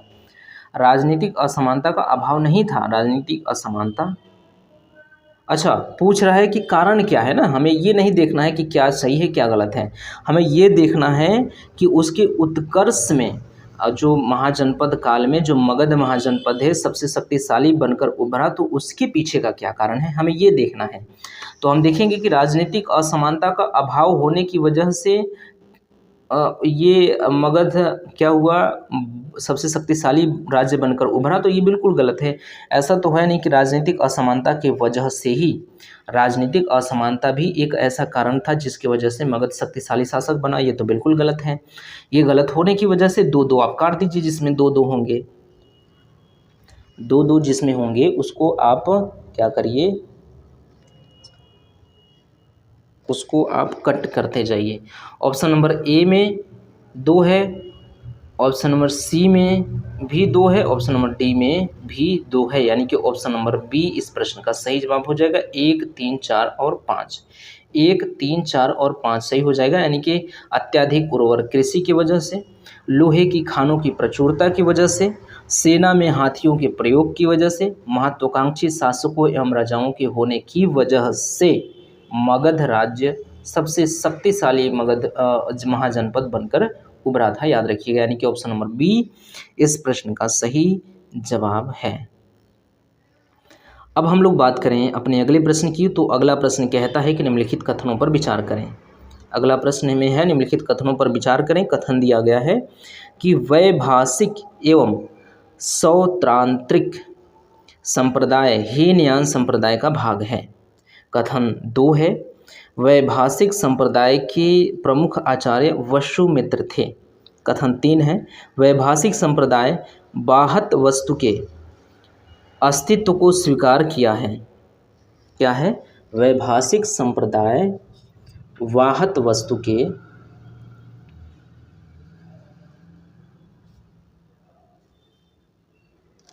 वैभाषिक संप्रदाय बाहत वस्तु के अस्तित्व को स्वीकार किया है। तो उपरोक्त में से कौन से कथन सही है, इसको काट दीजिए, यहाँ पर आ गया है। उपरोक्त में से कौन से कथन सही हैं? आपके ऑप्शन हैं, ऑप्शन नंबर ए केवल 1, ऑप्शन नंबर बी 2 और 3, ऑप्शन नंबर सी 3 और 1, या फिर ऑप्शन नंबर डी उपरोक्त सभी। 3 कथन आपके सामने हैं, तीनों पर अगर विचार करें हम लोग देखेंगे। पहले कथन की बात करें तो वैभाषिक एवं सौत्रांतिक क्या है? सौत्रांतिक संप्रदाय हीनयान संप्रदाय का भाग है, ये सही है। आप देखेंगे तो हीनयान संप्रदाय का भाग है। वैभाषिक संप्रदाय के प्रमुख आचार्य वसुमित्र थे, ठीक है, वसुमित्र थे, ये भी सही है। क्या है? दूसरा भी सही है। 1 और 2 तो होना ही होना चाहिए, 1 भी होना चाहिए, 2 भी होना चाहिए। तो इसमें 1 तो है, ऑप्शन नंबर ए देखिए, ए में 1 तो है लेकिन 2 नहीं है, तो 2 नहीं होने की वजह से ये गलत हो जाएगा। ऑप्शन नंबर बी देखिए, 2 तो है लेकिन 1 नहीं है, 1 भी होना चाहिए, तो इसलिए ये गलत हो जाएगा। अब ऑप्शन नंबर सी को देखिए, इसमें 1 तो है लेकिन 2 नहीं है, 2 नहीं होने की वजह से ये भी गलत हो जाएगा। बचेगा ए, डी बचेगा, यानी कि सभी सही हैं। यानी कि जो तीसरा कथन है ये भी हमको सही मिलने वाला है, क्योंकि वैभाषिक संप्रदाय बाहस वस्तु के अस्तित्व को स्वीकार किया है, तो ये भी सही है। यानी कि ऑप्शन नंबर डी इस प्रश्न का सही जवाब है। अगले प्रश्न की बात करें तो जैन धर्म के दर्शन के संबंध में असत्य कथन बताइए। असत्य कौन कौन सा है, गलत कौन कौन सा है, ये बताना है हमें। कथन 1 है सापेक्षिक दृष्टिकोण का प्रतिपादन। कथन 2 है कर्म के चक्र से मुक्त होने के लिए उपवास एवं तप आवश्यक नहीं है। कथन 3 है 2 शक्तियों की विद्यमानता का अभाव, 2 शक्तियों की विद्यमानता का अभाव। कथन 4 है विश्व परिवर्तनशील एवं आत्मा रहित है। विश्व क्या है? परिवर्तनशील है और आत्मा रहित है। इसमें से हमें क्या करना है? गलत ढूंढना है। क्या करना है? हमें इसमें से गलत ढूंढना है।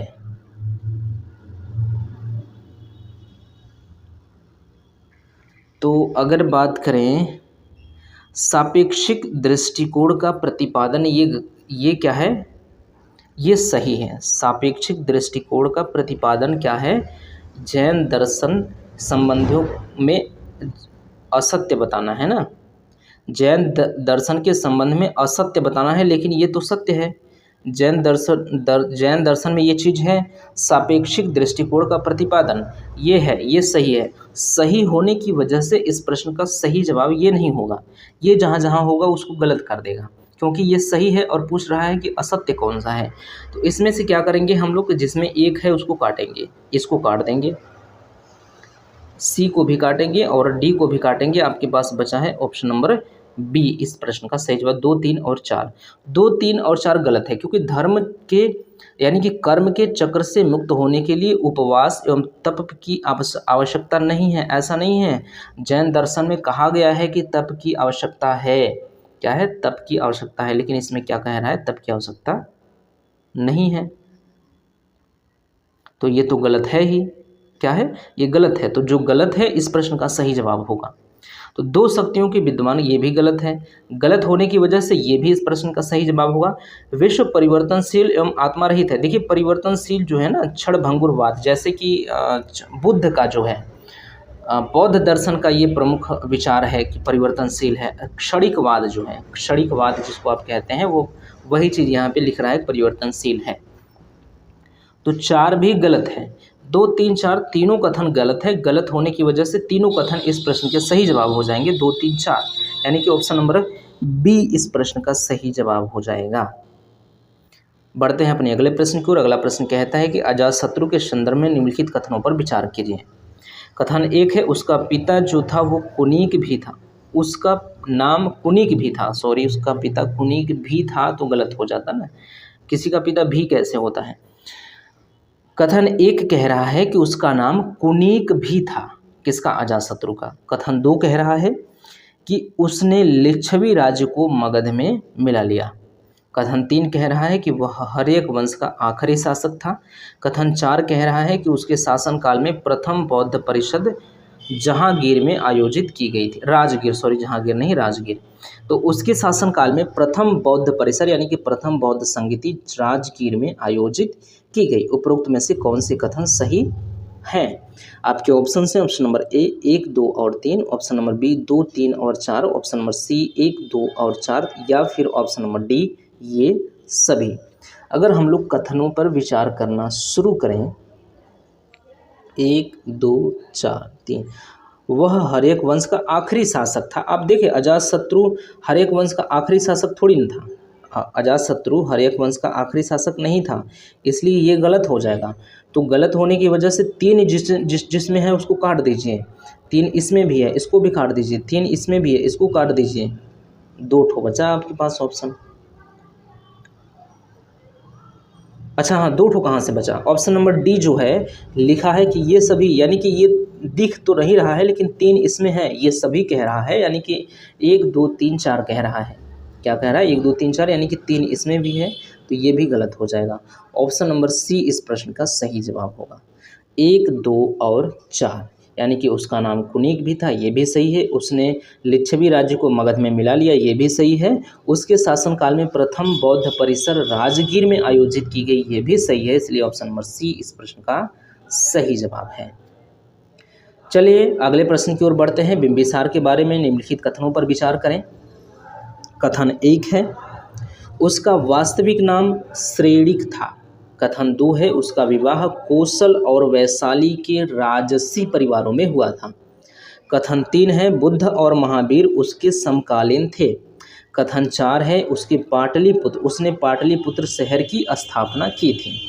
उपरोक्त में से कौन सा यह कथन सही है या फिर है? बात करें ऑप्शन की, ऑप्शन नंबर ए 1, 2 और 3, ऑप्शन नंबर बी 2, 3 और 4, ऑप्शन नंबर सी केवल 2, या फिर ऑप्शन नंबर डी ये सभी। तो अगर बात करें उसने पाटलिपुत्र शहर की स्थापना की, बिंबिसार ने कहाँ पर स्थापना की थी पाटलिसर की? कथन 4 देखिए, 4 जो है उसने पाटलिपुत्र शहर की स्थापना की, तो ये तो गलत है। बिंबिसार ने तो स्थापना किया नहीं था पाटलिपुत्र का, यानी कि पटना का। तो हम लोग बात करें उसने पाटलिपुत्र शहर की स्थापना की, तो ये गलत हो जाएगा। क्या हो जाएगा? गलत हो जाएगा। तो 4 जिसमें है वो गलत होगा। तो तो ये इसमें 4 है, ऑप्शन नंबर बी में 4 है। आप देखेंगे तो दिख नहीं रहा है, लेकिन अंदर से झाँकेंगे तो मिलेगा इसमें भी 4 है। तो दोनों गलत हो जाएंगे। बचेगा आपके पास ऑप्शन नंबर ए और ऑप्शन नंबर सी। हम लोग क्या करें, अब एक की बात करें, कथन एक की, तो उसका वास्तविक नाम श्रेणिक था। बिंबिसार का वास्तविक नाम क्या था? श्रेणिक। ये सही है। ये क्या है? ये बिल्कुल सही है। ज़्यादातर पुस्तकों में ये देखने को नहीं मिलता है, लेकिन श्रेणिक उसका नाम था बिंबिसार का, याद रखिएगा, श्रेणिक उसका नाम था। ठीक है, भूलिएगा मत, श्रेणिक उसका नाम था, श्रेणिक। तो ये सही हो जाएगा। सही होने की वजह से क्या होगा कि एक होना चाहिए ऑप्शन में, एक को तो होना चाहिए क्योंकि एक सही है। तो जो सी ऑप्शन बचा है, आप देखिए उसमें एक है नहीं, तो इसकी वजह से ये गलत हो जाएगा। बचेगा एक, ऑप्शन नंबर ए इस प्रश्न का सही जवाब हो जाएगा। 1, 2, 3, यानी कि उसका विवाह कौशल और वैशाली के राजसी परिवारों में हुआ था, ये भी सही है। बुद्ध और महावीर उसके समकालीन थे, ये भी सही है, यानी कि तीनों सही है। 1, 2, 3 सही है, 4 गलत है, इसलिए ऑप्शन नंबर ए इस प्रश्न का सही जवाब है। बढ़ते हैं अपने अगले प्रश्न की ओर। अगला प्रश्न की बात करें तो निम्नलिखित में से सत्य कथन या कथनों का चयन करें। निम्नलिखित में से सत्य कथन या कथनों का चयन करें। सत्य कथन हमको चुनना है, ठीक है, कुल मिला के ये देखना है। कथनों की बात करें तो कथन 1 कह रहा है कि मेगास्थनीज ने चंद्रगुप्त मौर्य को अमित चेट्स के नाम से संबोधित किया है। कथन 2 कह रहा है कि मौर्य इतिहास की जानकारी अर्थशास्त्र, मुद्रा राक्षस तथा बृहत कथा मंजरी से प्राप्त होती है। कथन 3 कह रहा है कि पाटलिपुत्र में सुदर्शन झील का निर्माण चंद्रगुप्त मौर्य के गवर्नर पुष्यगुप्त ने करवाया था। चौथा कथन कह रहा है कि टालेमी द्वितीय ने डायनोसियस को बिंदुसार के दरबार में भेजा था। सही कूट का चयन करना है। आपके ऑप्शन हैं ऑप्शन नंबर ए 1, 2 और 3, ऑप्शन नंबर बी 2 और 3, ऑप्शन नंबर सी 2 और 4, या फिर ऑप्शन नंबर डी 1, 2, 3 और 4। अगर बात करें हम लोग 28 नंबर प्रश्न की, तो कथनों पे अगर विचार करें इसके हम लोग,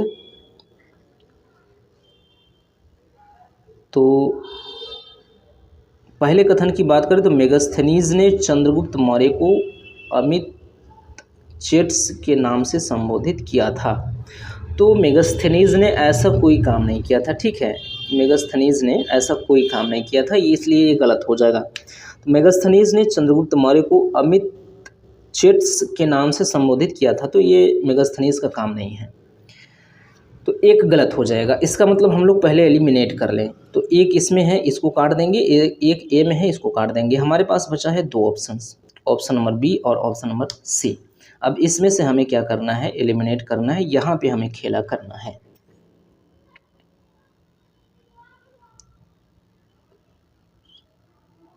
अगर हम लोग बात करें दूसरे कथन की, तो मौर्य इतिहास की जानकारी अर्थशास्त्र, मुद्रा राक्षस तथा बृहत कथा मंजरी से मिलती है, ये तो सही है, ये सही है। क्यों? अब 2 होना चाहिए, ऑप्शन में 2 होना चाहिए, तो आप देखेंगे बी और सी दोनों में 2 हैं, तो अभी हमें उत्तर नहीं मिला। तीसरे कथन की ओर चलते हैं। पाटलिपुत्र में सुदर्शन झील का निर्माण चंद्रगुप्त मौर्य के गवर्नर पुष्यगुप्त ने कराया था। आप बिल्कुल इस चीज़ को काट दीजिए, क्योंकि ये एकदम गलत लाइन कह रहा है, ये गलत है, यानी कि 3 गलत है, तो 3 भी नहीं होना चाहिए। कुल मिला के 3 नहीं होने की वजह से ऑप्शन नंबर बी भी कट जाएगा, बी में 3 है। पहले ही हम लोग तीसरे नंबर को पढ़ लिए होते, गलत मिल जाता तो ऐसे ही कट जाता, पहला मतलब ए बी और डी कट जाता, बचता सी, वैसे भी बचा है सी ही। तो ऑप्शन नंबर सी इस प्रश्न का सही जवाब है। 2 और 4, 2 सही है, यानी कि मौर्य इतिहास की जानकारी अर्थशास्त्र, मुद्रा राक्षस तथा बृहत कथा मंजरी से मिलती है, एक तो ये सही है। टालेमी द्वितीय ने डायनोसियस को बिंदुसार के दरबार में भेजा था, ये भी सही है, यानी कि 2 और 4 इस प्रश्न का सही जवाब है। ऑप्शन नंबर सी इस प्रश्न का सही जवाब है। बढ़ते हैं अपने अगले प्रश्न की ओर। अगला प्रश्न कह रहा है कि मौर्यकालीन कला के संबंध में निम्नलिखित में से कौन सा कथन असत्य है? याद रखिएगा, असत्य पूछ रहा है। आपके ऑप्शन हैं, ऑप्शन नंबर ए अशोक के स्तंभों पर ईरानी एवं यूनानी कला का प्रभाव दिखता है। ऑप्शन नंबर बी है अशोक ने गया के समीप लोमस ऋषि की गुफा का निर्माण करवाया था? ऑप्शन नंबर सी है ललित मुद्रा वाले नटुआ बैल की मूर्ति रामपुरवा से प्राप्त की गई है। और ऑप्शन नंबर डी है मेगास्थनीज ने पाटलिपुत्र को पोलीब्रोथा कहा था। मेगास्थनीज ने पाटलिपुत्र को पोलीब्रोथा कहा था। इसमें से हमें असत्य चुनना है। क्या है? असत्य चुनना है। असत्य चुनना है। तो आप देखेंगे तो ये वाला सही है। मेगास्थनीज ने पाटलिपुत्र को पोलीब्रोथा कहा था, तो ये सही है, यानी कि इस प्रश्न मतलब ये सही है। ये क्या है? कथन सही है। ये क्या है? कथन सही है, उत्तर नहीं सही है इसका, क्योंकि असत्य ढूंढना है हमें। ललित मुद्रा वाले नटुआ बैल की मूर्ति कहाँ से मिली है? रामपुरवा से प्राप्त की गई है। सी क्या कह रहा है? सी कह रहा है ललित मुद्रा वाले नटुआ बैल की मूर्ति समपुरवा, रामपुरवा नहीं, समपुरवा से प्राप्त की गई है। ये कह रहा है कथन सी। तो ये क्या है? ये भी सही है। हाँ, ये सही है। ये क्या है? ललित मुद्रा वाले नटुआ बैल की मूर्ति समपुरवा से प्राप्त हुई है। ये सही है। सही होने की वजह से इस प्रश्न का उत्तर ये नहीं होगा। अशोक ने गया के समीप, इसको छोड़िए। अच्छा, अशोक के स्तंभों पर ईरानी एवं यूनानी कला का प्रभाव दिखता है। अशोक के स्तंभों पर ईरानी और यूनानी कला का प्रभाव दिखता है, तो ये भी सही है। ईरानी और यूनानी कला का प्रभाव दिख रहा है अशोक के अभिलेखों पे, ये इससे हम इनकार नहीं कर सकते। तो इसलिए बचा जो है उसको हम सही मानेंगे। ऑप्शन नंबर बी इस प्रश्न का सही जवाब है, यानी कि अशोक ने गया के समीप लोमस ऋषि की गुफा का निर्माण करवाया था। ये गलत है। ये गलत है। गलत होने की वजह से इस प्रश्न का सही जवाब हो जाएगा ऑप्शन नंबर बी, क्योंकि असत्य हमें बताना था। अगले प्रश्न की बात करें तो निम्नलिखित में से कौन सा युग्म सुमेलित नहीं है? हम कह रहे हैं कि सुमेलित नहीं है। आपके ऑप्शन से ऑप्शन नंबर ए अच्छ पटलाध्यक्ष महालेखागार, यानी कि आपको बताना है कि कौन सा अधिकारी किस काम आता था, मतलब कौन सा काम करता था। तो इसमें बता रहा है कि अक्ष पटलाध्यक्ष महालेखागार होता था। कूपाध्यक्ष वाणिज्य विभाग का अध्यक्ष, विविताध्यक्ष चारागाहों का अध्यक्ष, अकराध्यक्ष खान विभाग का अध्यक्ष। तो हमें क्या करना है? इसमें से सुमेलित कौन सा नहीं है ये ढूंढना है। कौन सा सुमेलित नहीं है ये ढूंढना है। तो पहले सुमेलित कौन कौन सा है ये देख लें। तो ये सही है, क्योंकि अच्छ पटलाध्यक्ष जो था वो महालेखाकार होता था। उसके बाद जो कन्फर्म है वो ये है, डी जो है वो सही सुमेलित है। अकराध्यक्ष खान विभाग का अध्यक्ष होता था, तो ये बिल्कुल सही है, सुमेलित है ये। उसके बाद विविताध्यक्ष चारागाहों का अध्यक्ष होता था, तो ये भी सुमेलित है। क्या है? सुमेलित है, यानी कि बचा है ये। आपका ऑप्शन नंबर बी इस प्रश्न का सही जवाब होगा। ये सुमेलित नहीं है। कूपाध्यक्ष वाणिज्य विभाग का अध्यक्ष नहीं होता था, याद रखिएगा। तो ऑप्शन नंबर बी इस प्रश्न का सही जवाब है। अपने अगले प्रश्न की ओर बढ़ते हैं। अगला प्रश्न कहता है कि मौर्योत्तर कालीन साहित्य से संबंधित निम्नलिखित कथनों पर विचार करें। मौर्योत्तर कालीन साहित्य से संबंधित निम्नलिखित कथनों पर विचार करना है। कथन 1 कह रहा है कि महाभाष्य की रचना पतंजलि ने की थी। कथन 2 कह रहा है कि महाभाष्य एक व्याकरण ग्रंथ है जिसमें यवन आक्रमण की चर्चा है। कथन 3 कह रहा है कि नागसेन ने पाली भाषा में मिलिंद पन्नों की रचना की थी। कथन 4 कह रहा है कि मिलिंद पन्नों से भारत ग्रीक संपर्क की जानकारी मिलती है। उपरोक्त में से कौन से कथन सही हैं? आपके ऑप्शन से ऑप्शन नंबर ए 1, 2 और 3, ऑप्शन नंबर बी 2, 3 और 4, ऑप्शन नंबर सी 1, 3 और 4, या फिर ऑप्शन नंबर डी ये सभी। तो अगर हम लोग कथनों पर विचार करें तो हम पाते हैं कि महाभाष्य की रचना पतंजलि ने की थी, ये तो सही है, यानी कि एक तो होना चाहिए ऑप्शन में। क्या होना चाहिए? एक तो होना चाहिए। ऑप्शन नंबर बी देखेंगे तो उसमें एक नहीं है, एक तो होना ही होना चाहिए। 2 की बात करें तो महाभाष्य एक व्याकरण ग्रंथ है जिसमें यवन आक्रमण की चर्चा है, ये भी क्या है? सही है। दूसरा कथन सही है, तो 2 भी होना चाहिए। 2 क्या होना चाहिए? होना चाहिए ऑप्शन में। ऑप्शन नंबर सी को देखेंगे अब तो इसमें 2 नहीं है, 2 नहीं होने की वजह से ये गलत हो जाएगा। तीसरे कथन की बात करें तो नागसेन ने पाली भाषा में मिलिंद पन्हों की रचना की थी। तो मिलिंद पन्हों की रचना पाली भाषा में हुई है, नागसेन ने की है। ये दोनों सही है, यानी कि 3 भी सही है। क्या है? 3 सही है। तो 3 भी होना चाहिए। तो 1 2 3 पहले में ए में भी है, ये सभी इसमें भी 3 है। मिलिंद पन्हों से भारत ग्रीक संपर्क की जानकारी मिलती है, ये भी सही है। यानी कि क्या होना चाहिए? इसमें 4 भी होना चाहिए, और 4 ए में नहीं है, बचा है आपके पास ऑप्शन नंबर डी, ये सही हो जाएगा। यानी कि ऑप्शन नंबर डी इस प्रश्न का सही जवाब है। महाभाष्य की रचना पतंजलि ने की थी। महाभारत नहीं, महाभाष्य, सॉरी, महाभाष्य है। महाभाष्य की रचना पतंजलि ने की थी। और महाभाष्य एक व्याकरण ग्रंथ है जिसमें यवन आक्रमण की चर्चा है। 3 जो है, नागसेन ने पाली भाषा में मिलिंद पन्हों की रचना की है। चौथा जो है, मिलिंद पन्हों से भारत ग्रीक संपर्क की जानकारी मिलती है। ये सभी लाइन सही है और महत्वपूर्ण है, इन सबको याद रखिएगा। बढ़ते हैं अपने अगले प्रश्न की ओर। अगला प्रश्न कहता है कि निम्नलिखित कथनों में से कौन सा एक कथन सही नहीं है? गलत कथन हमें ढूंढना है। आपके ऑप्शन है, option number A, Pushyamitra Shunga ने 2 अश्वमेघ यज्ञ किए थे। Option number B, Patanjali Pushyamitra के यज्ञ के पुरोहित थे। ऑप्शन नंबर सी है, बाणभट्ट ने पुष्यमित्र शुंग को आर्य कहा था। और ऑप्शन नंबर डी है, भरहुत स्तूप बनाने का श्रेय पुष्यमित्र शुंग को दिया जाता है। तो इसमें से कथन सही नहीं है, यानी कि असत्य कथन ढूंढना है आपको। तो इसमें से जो असत्य कथन है, बाणभट्ट ने पुष्यमित्र शुंग को आर्य कहा था, तो बाणभट्ट ने ऐसा कोई काम नहीं किया था, यानी कि ऑप्शन नंबर सी इस प्रश्न का सही जवाब है। ऑप्शन नंबर सी गलत है, बाकी सब सही है। पुष्यमित्र शुंग ने 2 अश्वमेघ यज्ञ किए थे, ये लाइन सही है। पतंजलि पुष्यमित्र के यज्ञ के पुरोहित थे, ये सही है। भरहुत स्तूप बनाने का श्रेय पुष्यमित्र शुंग को दिया जाता है, ये भी सही है। गलत जो है, बाणभट्ट ने पुष्यमित्र शुंग को आर्य कहा था, ये गलत होने की वजह से इस प्रश्न का सही जवाब हो जाता है ऑप्शन नंबर सी।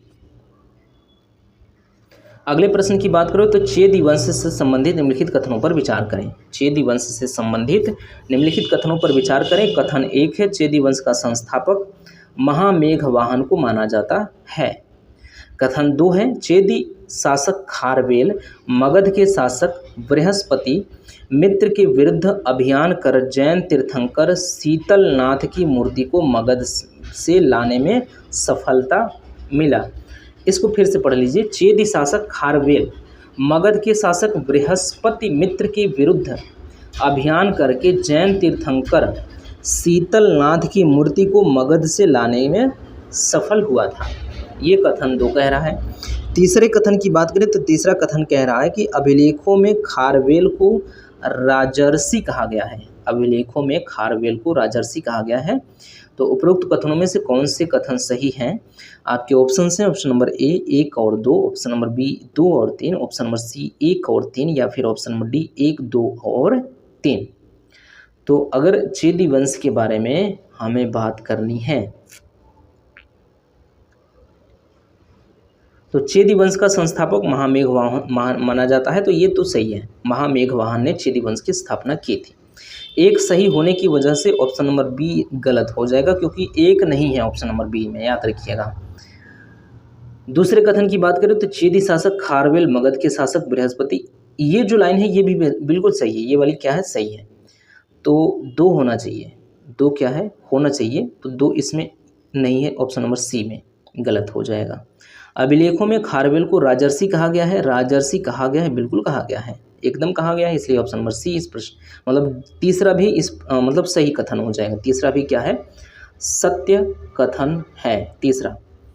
तो 3 तो होना चाहिए, 3 इसमें भी नहीं है, यानी कि ऑप्शन नंबर डी इस प्रश्न का सही जवाब है, 1 2 और 3।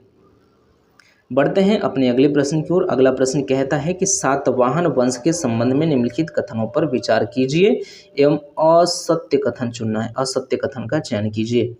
सातवाहन वंश ने 2री शताब्दी ईसा पूर्व में पूना से तटीय आंध्र प्रदेश तक शासन किया।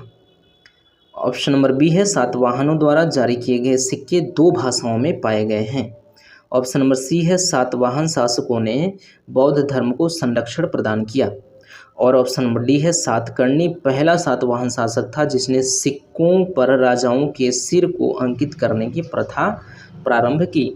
तो इसमें से हमें असत्य कथन चुनना है, असत्य कथन चुनना है। तो अगर हम लोग बात करें, सातवाहन वंश ने दूसरी शताब्दी ईसा पूर्व में पूना से तटीय आंध्र प्रदेश तक शासन किया था, तो ये तो सही है, ये क्या है, सही है। और अगले कथन की बात करें तो सातवाहनों द्वारा जारी किए गए सिक्के 2 भाषाओं में पाए गए हैं, तो सही बात है, ये भी सही बात है। तो सही बात होने की वजह से इसका जवाब ये नहीं होगा। सातवाहन शासकों ने बौद्ध धर्म को संरक्षण प्रदान किया, तो ये क्या है, सातवाहन शासक क्या थे कि ये ब्राह्मण लोग थे, तो ब्राह्मणों के खिलाफ ही बौद्ध जैन धर्म क्या उदय हुए थे, तो इन्होंने क्या किया था, इसका संरक्षण इसको नहीं प्राप्त किया था। सातवाहन शासकों ने बौद्ध धर्म को संरक्षण प्रदान किया, तो ये गलत है। गलत होने की वजह से इस प्रश्न का सही जवाब हो जाएगा ऑप्शन नंबर सी। याद रखिए, इस प्रश्न का सही जवाब है ऑप्शन नंबर सी। अगले प्रश्न की बात करें तो शक शासक रुद्रदामन प्रथम के संबंध में निम्नलिखित कथनों में से कौन सा कथन सही नहीं है। यहाँ भी असत्य कथन चुनना है, तो कौन सा कथन सही नहीं है, बात करें, आपके पास ऑप्शन हैं। ऑप्शन नंबर ए, उसका साम्राज्य सिंध से नर्मदा नदी तक विस्तृत था तथा इसमें काठियावाड़ एवं कोंकण भी शामिल थे। ऑप्शन नंबर बी है, उसका बिंबिसार द्वारा बनवाई गई सुदर्शन झील पर अधिकार नहीं था। ऑप्शन नंबर सी, उसने संस्कृत भाषा को संरक्षण प्रदान किया, या फिर ऑप्शन नंबर डी, संस्कृत अभिलेख जारी करने वाला यह पहला शासक था। तो हमें क्या ढूंढना है, हमें ढूंढना है असत्य कथन। उसका बिंबिसार द्वारा बनवाई गई सुदर्शन झील पर अधिकार नहीं था, ये क्या है, असत्य है। असत्य होने की वजह से ये इस प्रश्न का सही जवाब हो जाएगा। क्या है, उसका बिंबिसार द्वारा बनाई गई सुदर्शन झील पर अधिकार नहीं था, ये बिल्कुल गलत है, उसका अधिकार था, इसलिए इस प्रश्न का सही जवाब होगा ऑप्शन नंबर बी। चलते हैं अपने अगले प्रश्न की ओर। अगला प्रश्न कह रहा है कि हुड़ आक्रमण के संदर्भ में निम्नलिखित कथनों पर विचार करें। हुड़ आक्रमण के संदर्भ में निम्नलिखित कथनों पर विचार करना है। कथन 1 है, कुमारगुप्त के शासन के अंतिम वर्षों में हुड़ों के एक सहयोगी पुष्य मित्रों का आक्रमण हुआ था। कुमारगुप्त के शासन के अंतिम वर्षों में हुड़ों के एक सहयोगी पुष्य मित्रों का आक्रमण हुआ था। कथन 2 कह रहा है कि बुद्धगुप्त की मृत्यु के बाद अंतर्विरोध के कारण साम्राज्य टुकड़ों में बट गया तथा हुड़ों का पुनः आक्रमण हुआ था। ठीक, तो हमें उपरोक्त में से कौन सा कथन सही है ये चुनना है। आपके पास जो ऑप्शन है, ऑप्शन नंबर ए केवल 1, ऑप्शन नंबर बी केवल 2, ऑप्शन नंबर सी 1 और 2, या फिर ऑप्शन नंबर डी न तो 1 और न ही 2। तो अगर हम लोग इसकी बात करें, ये सही कथन चुनना है। तो कुमारगुप्त के शासन के अंतिम वर्षों में हुड़ों के एक सहयोगी, ये सही है। क्या है, ये सही है, यानी कि एक तो होना चाहिए, एक होना चाहिए, तो एक इसमें नहीं है क्योंकि इसमें तो 2 भी नहीं है। कह रहा, देखने में 1 और 2 लग रहा है, लेकिन है कहाँ इसमें, कह रहा है कि न तो 1 न ही 2, इसका मतलब 1 भी नहीं है इसमें, 2 भी नहीं है, तो कम से कम 1 भी नहीं है, तो 1 तो होना चाहिए क्योंकि 1 सही है। बी में भी 1 नहीं है। अब आपके पास बचे हैं ऑप्शन नंबर ए और ऑप्शन नंबर सी। बुद्धगुप्त की मृत्यु के बाद अंतर्विरोध के कारण साम्राज्य टुकड़ों में बट गया तथा दोबारा हुड़ों का आक्रमण हुआ था। हाँ, सही बात, ये भी सही है। ऑप्शन नंबर बी इस प्रश्न का क्या है, सही जवाब है। ऑप्शन नंबर बी इस प्रश्न का मतलब ऑप्शन नंबर बी भी क्या है, ये कथन जो है वो सही, यानी कि 1 और 2, यानी कि ऑप्शन नंबर सी इस प्रश्न का सही जवाब हो जाएगा। इस प्रश्न का सही जवाब ऑप्शन नंबर सी। आगे बढ़ते हैं। अगला प्रश्न कह रहा है कि गुप्त काल से संबंधित निम्नलिखित कथनों पर विचार कीजिए। गुप्त काल से संबंधित निम्नलिखित कथनों पर विचार कीजिए। गुप्त काल में विकेंद्रीकरण की प्रवृत्ति व्यापार वाणिज्य में गिरावट का संकेत देती है। कथन 2 कह रहा है कि गुप्त काल में जिस क्षेत्र से होकर सेना जाती थी वहाँ के लोगों को इसे एक प्रकार का कर देना पड़ता था जिसे सेना भक्त कहते थे। उपरोक्त में से कौन सा कथन सही है या फिर हैं आपके ऑप्शन हैं। ऑप्शन नंबर ए केवल 1, ऑप्शन नंबर बी केवल 2, ऑप्शन नंबर सी 1 और 2, या फिर ऑप्शन नंबर डी न तो 1 और न ही 2। तो इसमें से हमें अगर बात करें तो गुप्त काल में विकेंद्रीकरण की प्रवृत्ति व्यापार वाणिज्य में गिरावट का संकेत मिलता है। गुप्त काल से संबंधित विकेंद्रीकरण, हाँ गुप्त काल में विकेंद्रीकरण हुआ था, सत्ता का विकेंद्रीकरण हुआ था, व्यापार वाणिज्य में गिरावट, मतलब कुछ अंतिम चरण में जो कि इसके गुप्त काल के पतन का कारण बना। तो ये गुप्त काल में ही हो रहा है ना, भले स्टार्टिंग में नहीं हुआ लेकिन कभी तो हुआ, तो गुप्त काल में ऐसा हुआ है। तो इसलिए ये इसका पहला कथन सही हो जाएगा। गुप्त काल में जिस क्षेत्र से होकर सेना जाती थी वहाँ के लोगों को इसे एक प्रकार का कर देना पड़ता था जिससे सेना भक्त कहा जाता था। ये भी सही है, यानी कि ऑप्शन नंबर सी इस प्रश्न का सही हो जाएगा। जवाब 1 और 2। बढ़ते हैं अपने अगले प्रश्न की ओर। अगला प्रश्न कह रहा है कि समुद्रगुप्त से संबंधित निम्नलिखित कथनों पर विचार करें। समुद्रगुप्त ने उत्तर राज्यों के 9 शासकों को पराजित किया था। कथन 2 है समुद्रगुप्त ने दक्षिणापथ के 12 राज्यों पर विजय प्राप्त कर उन्हें स्वतंत्र किया तथा फिर से उन्हें राजा बनाया। तो अगर हम लोग इसकी बात करें तो उपरोक्त में से कौन से या से कथन सही है या फिर है। आपके ऑप्शन हैं ऑप्शन नंबर ए केवल 1, ऑप्शन नंबर बी केवल 2, ऑप्शन नंबर सी 1 और 2 या फिर ऑप्शन नंबर डी न तो 1 और नहीं 2। तो इसमें बात करें तो समुद्रगुप्त ने उत्तर राज्यों के 9 शासकों को पराजित किया था, तो ये सही है। समुद्रगुप्त ने दक्षिणापथ के 12 राज्यों पर विजय प्राप्त कर उन्हें स्वतंत्र कर दिया था, तो ये भी सही, यानी कि 1 और 2 दोनों सही हैं। तो ऑप्शन नंबर सी, इसका भी ऑप्शन नंबर सी ही सही है, 1 और 2। बढ़ते हैं अपने अगले प्रश्न की ओर। अगला प्रश्न कहता है कि गुप्त प्रशासन से संबंधित निम्नलिखित कथनों पर विचार करें। गुप्त प्रशासन से संबंधित निम्नलिखित कथनों पर विचार करना है।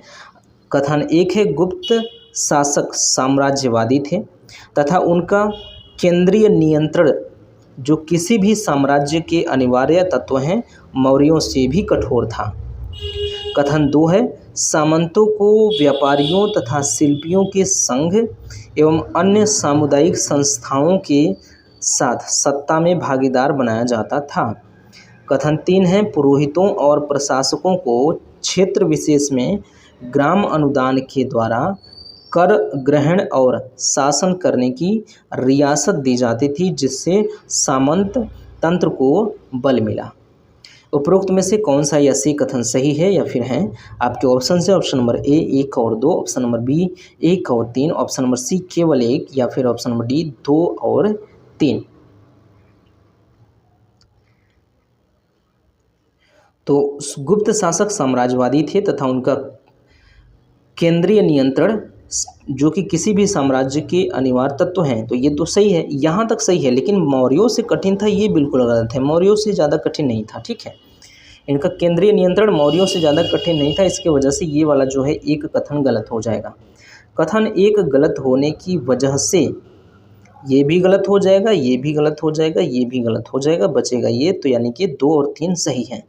सामंतों को व्यापारियों तथा शिल्पियों के संघ एवं अन्य सामुदायिक संस्थाओं के साथ सत्ता में भागीदार बनाया जाता था, तो ये भी सही है। पुरोहितों और प्रशासकों को क्षेत्र विशेष में ग्राम अनुदान के द्वारा कर संग्रहण और शासन करने की रियायत मानी कि छूट दी जाती थी जिससे सामंत तंत्र को बल मिला, ये भी सही है। यानी कि 2 और 3 यानी कि ऑप्शन नंबर डी इस प्रश्न का सही जवाब है।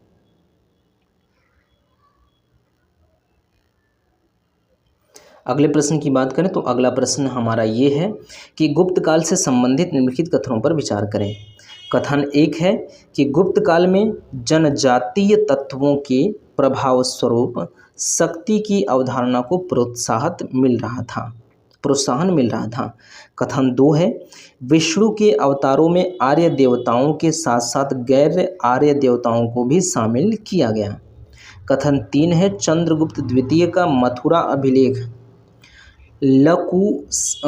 लकुलिस के पाशुपत मत पर प्रकाश डालता है।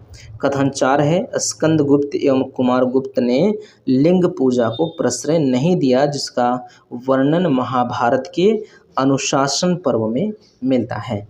उपरोक्त में से कौन से कथन सही हैं। आपके ऑप्शन हैं ऑप्शन नंबर ए 1, 2 और 3, ऑप्शन नंबर बी 2, 3 और 4, ऑप्शन नंबर सी 1, 3 और 4 या फिर ऑप्शन नंबर डी 1, 2 और 4। तो इसमें से अगर हम लोग बात करें तो चौथे कथन की बात करें तो स्कंदगुप्त एवं कुमारगुप्त ने लिंग पूजा को प्रश्रय नहीं दिया। स्कंदगुप्त और कुमारगुप्त ने लिंग पूजा को प्रश्रय नहीं दिया, जिसका वर्णन महाभारत के अनुशासन पर्व से मिलता है। ये क्या है? गलत है। ये कथन क्या है? गलत है। ये कथन गलत होने की वजह से ये तीनों यानी कि डी सी बी यानी कि बी सी डी तीनों कट जाएंगे 4 गलत होने की वजह से। बचेगा आपके पास ऑप्शन नंबर ए इस प्रश्न का सही जवाब है, यानी कि 1 2 3 सही है। क्या है? 1 2 3 सही, यानी कि गुप्त काल में जनजातीय तत्वों के प्रभाव स्वरूप शक्ति की अवधारणा को प्रोत्साहन मिल रहा था, ये सही है। विष्णु के अवतारों में आर्य देवताओं के साथ साथ गैर आर्य देवताओं को भी शामिल किया जाने लगा था, ये भी सही है। समुद्रगुप्त द्वितीय का मथुरा अभिलेख लकुलिश के पाशुपत मत पर प्रकाश डालता है, ये भी सही है, यानी कि 1 2 3 यानी कि ऑप्शन नंबर ए इस प्रश्न का सही जवाब है। अगले प्रश्न की बात करें तो पृथ्वीराज चौहान से संबंधित निम्नलिखित कथनों पर विचार करें। आपके कथन है पृथ्वीराज चौहान को राय पिथौरा भी कहा जाता था। कथन 2 है पृथ्वीराज चौहान एवं मोहम्मद गौरी के बीच युद्ध का वर्णन अल बरूनी ने किया है। तीसरा कथन है जयचंद की मदद से पृथ्वीराज चौहान ने मोहम्मद गौरी को परास्त किया था। उपरोक्त में से कौन सा यह कथन सही है या फिर है? आपके ऑप्शन है ऑप्शन नंबर 1 केवल 1, ऑप्शन नंबर बी 1 और 2, ऑप्शन नंबर सी 2 और 3 या फिर ऑप्शन नंबर डी उपरोक्त सभी।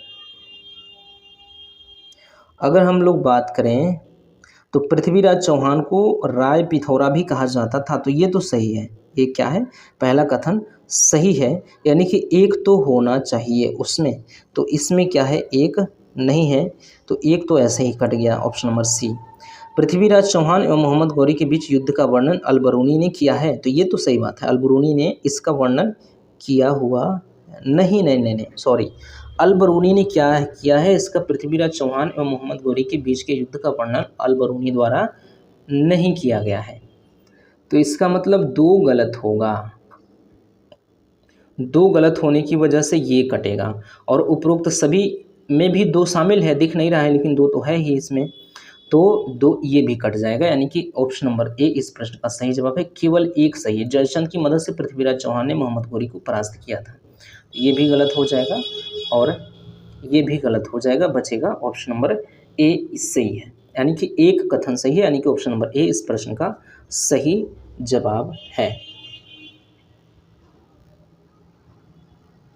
अगले प्रश्न की बात करें तो हर्ष एवं पुलकेशिन द्वितीय के बीच युद्ध के विवरण से संबंधित निम्न साक्ष्यों या स्रोतों पर विचार करें। पहला है बाणभट्ट कृत हर्षचरित, दूसरा है हर्ष का बांशखेड़ा अभिलेख, तीसरा है पुलकेशिन द्वितीय का ऐहोल अभिलेख और चौथा है वेनसोंग का यात्रा विवरण। उपरोक्त में से कौन से कथन सही हैं? आपके ऑप्शन हैं ऑप्शन नंबर ए 1 और 2, ऑप्शन नंबर बी 2 और 3, ऑप्शन नंबर सी 3 और 4 या फिर ऑप्शन नंबर डी 1 2 और 3। तो हमें क्या करना है? सही कथन हर्ष एवं पुलकेशिन द्वितीय के बीच युद्ध के विवरण से संबंधित निम्नलिखित साक्ष्य, यानी कि हर्ष और पुलकेशिन द्वितीय के बीच जो युद्ध हुआ है उससे संबंधित साक्ष्य कहाँ कहाँ से मिल रहे हैं उसको हमें चयन करना है।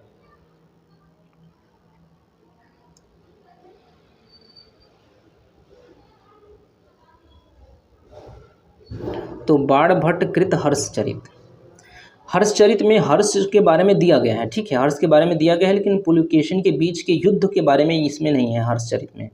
हर्षचरित में हर्ष और पुलकेशिन के बीच में जो युद्ध हुए हैं, जो संघर्ष हुए हैं, उनके बारे में विवरण नहीं मिलता है बाणभट्ट कृत हर्षचरित में हर्षवर्धन के बारे में तो मिल ही रहा है, ठीक है, लेकिन इन दोनों के बीच के युद्ध के बारे में बात नहीं मिलती है, यानी कि 1 गलत होने की वजह से ये गलत हो जाएगा और ये गलत हो जाएगा।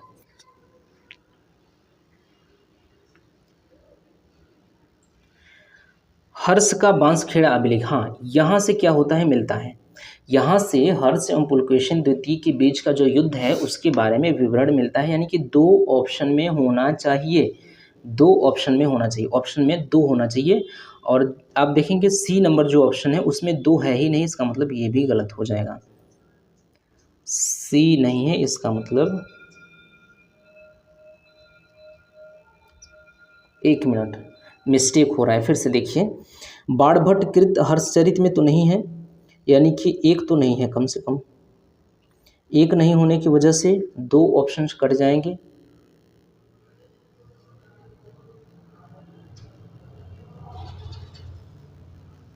फिर से चलते हैं, थोड़ा सा कॉम्प्लिकेटेड हो गया यहाँ पे। अब ध्यान से देखिए, ये तो कट जाएगा, यानी कि बाणभट्ट कृत हर्षचरित जो है इसमें नहीं है, इसमें ये तो कंफर्म है नहीं है। इसका मतलब ये और ये नहीं होगा। और बात करें हर्ष का बांसखेड़ा अभिलेख, हर्ष के बांसखेड़ा अभिलेख में मिलता है कि नहीं, बताइए जल्दी से। अगर बात करें हर्ष का बांसखेड़ा अभिलेख,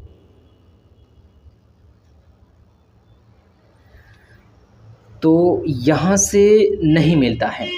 हर्ष के बांसखेड़ा अभिलेख से क्या है कि युद्ध की जानकारी नहीं मिलती है। हर्ष के बारे में जानकारी मिलती है, लेकिन पुलकेशिन और द्वितीय और हर्ष के बीच के युद्ध जो हुए हैं उनके बारे में जानकारी नहीं मिलती है। तो दो जिसमें होगा वो कट जाएगा, तो इसमें भी दो है, कट जाएगा।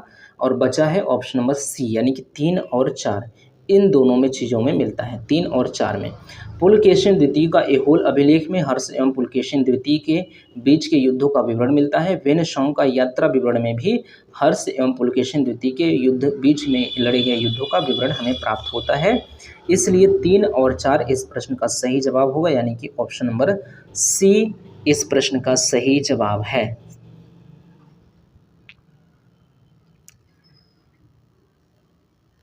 अब बढ़ते हैं अगले प्रश्न की ओर। अगला प्रश्न कहता है कि सामंतवाद की विशेषताओं से संबंधित निम्नलिखित कथनों पर विचार करें।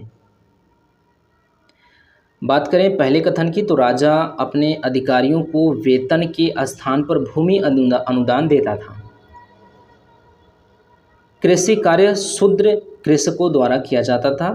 शक्तिशाली सामंतों के सामने उप सामंत भी होते थे, मतलब कि शक्तिशाली सामंतों के अपने उप सामंत भी होते थे। जो शक्तिशाली सामंत होते थे उन्होंने उप सामंत भी रख लिया, वो उन्होंने अपना सामंत रख लिया था, तो वो उप सामंत होते थे। उपरोक्त में से कौन सा कथन सही है, कौन से कथन सही हैं? आपके ऑप्शन है ऑप्शन नंबर ए 1 और 2, ऑप्शन नंबर बी 2 और 3, ऑप्शन नंबर सी 1 और 3, या फिर ऑप्शन नंबर डी उपरोक्त सभी। तो राजा अपने अधिकारियों को वेतन के स्थान पर भूमि अनुदान देता था, ये सही है। कृषि कार्य शूद्र कृषकों द्वारा किया जाता था, कृषि कार्य शूद्र कृषकों द्वारा किया जाता था, ये भी सही है। क्या है? ये भी सही है। तो 1 और 2 दोनों होने चाहिए। इसमें ऑप्शन नंबर बी देखेंगे तो 2 तो है लेकिन 1 नहीं है। ऑप्शन नंबर सी को देखेंगे तो इसमें 1 तो है लेकिन 2 नहीं है। ठीक, उपरोक्त सभी, तो इसमें तो है, और इसमें 1 2 बचा है आपका। तो शक्तिशाली सामंतों के अपने उप सामंत भी होते थे, तो ये भी सही है। क्या है? ये भी सही है, ये भी बिल्कुल सही है। तो इसलिए ऑप्शन नंबर डी इस प्रश्न का सही जवाब हो जाएगा। चलिए बढ़ते हैं अपने अगले प्रश्न की ओर। अगला प्रश्न है, पूर्व मध्यकाल में जातियों का अत्यधिक प्रगुणन अधिकांशतः किन कारण से हुआ था? आपके ऑप्शन हैं ऑप्शन नंबर ए तत्कालीन वर्ण संकर व्यवस्था, ऑप्शन नंबर बी जनजातियों का जातियों के रूप में बढ़ता हुआ अधिक मात्रा में अंतर्लयन, ऑप्शन नंबर सी है व्यावसायिक वर्गों का जातियों में परिवर्तन, या फिर ऑप्शन नंबर डी है धार्मिक संप्रदायों का जातियों में रूपांतरण। तो अब इसमें से कौन सा किस कारण से ऐसा था, प्रगुणन था किसका? पूर्व मध्यकाल में जातियों का अत्यधिक प्रगुणन अधिकांशतः किस कारण से था? तो इसमें से जो है ये है व्यावसायिक वर्गों का जातियों में परिवर्तन है। व्यावसायिक वर्गों का जातियों में परिवर्तन से ऐसा हुआ था, इसलिए ऑप्शन नंबर सी इस प्रश्न का सही जवाब है। अगले प्रश्न की बात करें तो गुप्तोत्तरकालीन प्रशासनिक व्यवस्था के संदर्भ में निम्नलिखित कथनों पर विचार कीजिए।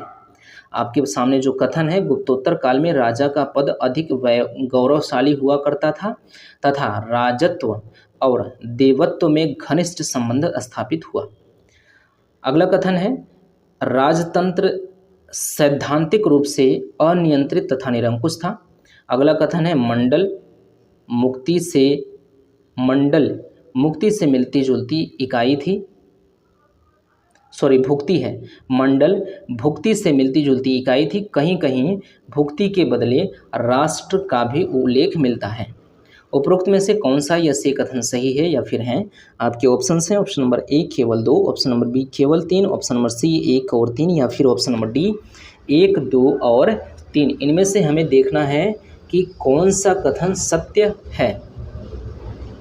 तो गुप्तोत्तर काल में राजा का पद अधिक गौरवशाली हुआ करता था, राजत्व और देवत्व में घनिष्ठ संबंध स्थापित हो गया था, तो ये सही है।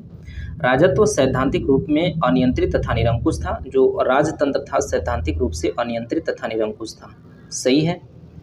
मंडल भुक्ति से मिलती जुलती एक इकाई थी, ये भी सही है। कहीं कहीं भुक्ति के बदले राष्ट्र का भी उल्लेख मिलता है, ये भी सही है। यानी कि ऑप्शन नंबर डी इस प्रश्न का सही जवाब हो जाएगा, 1, 2 और 3। अगले प्रश्न की बात करें तो पल्लव शासकों के संदर्भ में निम्नलिखित कथनों पर विचार करें। आपके सामने कथन 1 है पल्लव शासक महेंद्र वर्मन प्रथम ने शिलाओं में उत्खनित मंदिर का निर्माण किया था। कथन 2 है चेतकारी मत्तविलास विचित्र चित्र एवं गुणभर की उपाधि महेंद्र वर्मन प्रथम की ही थी। कथन 3 है नरसिंह वर्मन द्वितीय ने मत्तविलास प्रहसन तथा भगवद्दज्जुकियम नामक ग्रंथ की रचना की थी। उपरोक्त में से कौन सा यह से कथन सही है या फिर हैं आपके ऑप्शन हैं। ऑप्शन नंबर ए केवल 1, ऑप्शन नंबर बी केवल 1 और 2, ऑप्शन नंबर सी 1, 2 और 3 या फिर ऑप्शन नंबर डी उपरोक्त में से कोई नहीं। तो इसके बारे में अगर हम लोग बात करें, पल्लव शासकों के संदर्भ में हमें बात करना है, तो पल्लव शासक महेंद्र वर्मन प्रथम ने शिलाओं में उत्खनित मंदिर का निर्माण किया था। ये सही है।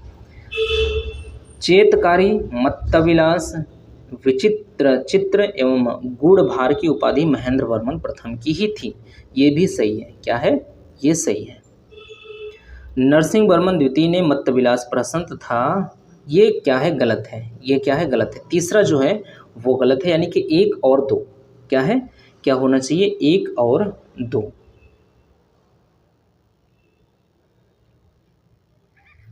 तो 1 और 2 कहाँ है? 1 और 2 है ऑप्शन नंबर बी में, यानी कि ऑप्शन नंबर बी इस प्रश्न का सही जवाब हो जाएगा। लास्ट में आप चेक करिएगा कि आपने खुद से कितने प्रश्नों का सही जवाब दिया है। अगला प्रश्न हमारा है चोल शासक राजराज प्रथम के संदर्भ में निम्नलिखित में से कौन सा एक कथन सत्य नहीं है, यानी कि असत्य कथन चुनना है हमें, सत्य नहीं है हमें बताना है। आपके पास ऑप्शन हैं। ऑप्शन नंबर ए तंजौर में भव्य राजराजेश्वर मंदिर का निर्माण करवाया। ऑप्शन नंबर बी शैलेंद्र शासक को बौद्ध विहार बनवाने में सहयोग दिया। ऑप्शन नंबर सी सिंहली द्वीप पर अधिकार कर अनुराधापुर को राजधानी बनाया, या फिर ऑप्शन नंबर डी मालदीव पर अधिकार कर लिया था। तो असत्य कथन हमें चुनना है। क्या चुनना है? हमें असत्य कथन चुनना है। तो हम लोग बात करेंगे सी के बारे में। तो सिंहली द्वीप पर अधिकार कर अनुराधापुर को राजधानी बनाए, ये बिल्कुल गलत कथन है। गलत कथन होने की वजह से इस प्रश्न का सही जवाब हो जाएगा ऑप्शन नंबर सी। बात करें अगले प्रश्न की, तो अगला प्रश्न कह रहा है कि चोल शासकों के संदर्भ में निम्नलिखित कथनों पर विचार करें। कथन 1 है चोल काल में शिक्षा का माध्यम स्थानीय भाषा तमिल न होकर संस्कृत थी। कथन दूसरा है राजेंद्र प्रथम ने राजराजेश्वर नाटकम तथा राजराजा विजयम ग्रंथ की लिखा था। कथन 3 है कुलोत्तुंग प्रथम की राजकवि जय गोंदार ने कलिंगंतु पर्णी तथा दरबारी सेक्किलार ने पेरिय पुराणम की रचना की थी। तो इसमें क्या कह रहा है कि कुलोत्तुंग प्रथम के राजकवि जो थे वो कौन से थे? जय गोंदार ने क्या लिखा था? ये कलिंग कलिंगंतुपर्णी किसने बताया, लिखा था? जय गोंदार ने। उसके बाद उनका दरबारी कौन था? सेक्कीलार। उनका दरबारी कवि था सेक्कीलार। तो सेक्कीलार को बताया जा रहा है कि पेरिया पुराणम की रचना इसने की थी। तो हमें बताना है कि इसमें से कौन सी कथन सही हैं। आपके पास ऑप्शंस हैं, ऑप्शन नंबर ए 1 और 2, ऑप्शन नंबर सी 1 और 3, option number A B C D. Option यहाँ पे गड़बड़ हो गया है तो ध्यान दीजिएगा। हम लोग बात करें तो ऑप्शन नंबर ए होना चाहिए 1 और 2, ये तो सही है। ऑप्शन नंबर बी होना चाहिए 2 और 3, ये भी सही है, लेकिन उल्टा नीचे ऊपर नीचे हो गया है। ऑप्शन नंबर सी होना चाहिए 1 और 3, सही है। ऑप्शन नंबर डी होना चाहिए, ये सही है, बस उल्टा सीधा है, देख लीजिए, बाकी तो है सही। तो हमें क्या करना है? सही कथन का चयन करना है।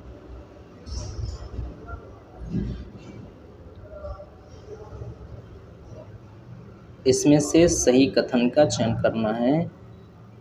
राजेंद्र प्रथम ने राज राजेश्वर नाटकम तथा राज राजा विजयम ग्रंथ की रचना की थी। तो ये क्या है? गलत है। क्या है? ये गलत है। दूसरा कथन क्या है? गलत है।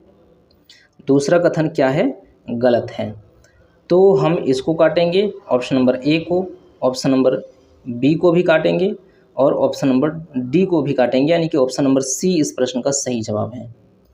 ऑप्शन नंबर सी यानी कि 1 और 3 सही है। चोल काल में शिक्षा का माध्यम स्थानीय भाषा तमिल न होकर संस्कृत थी, ये सही है।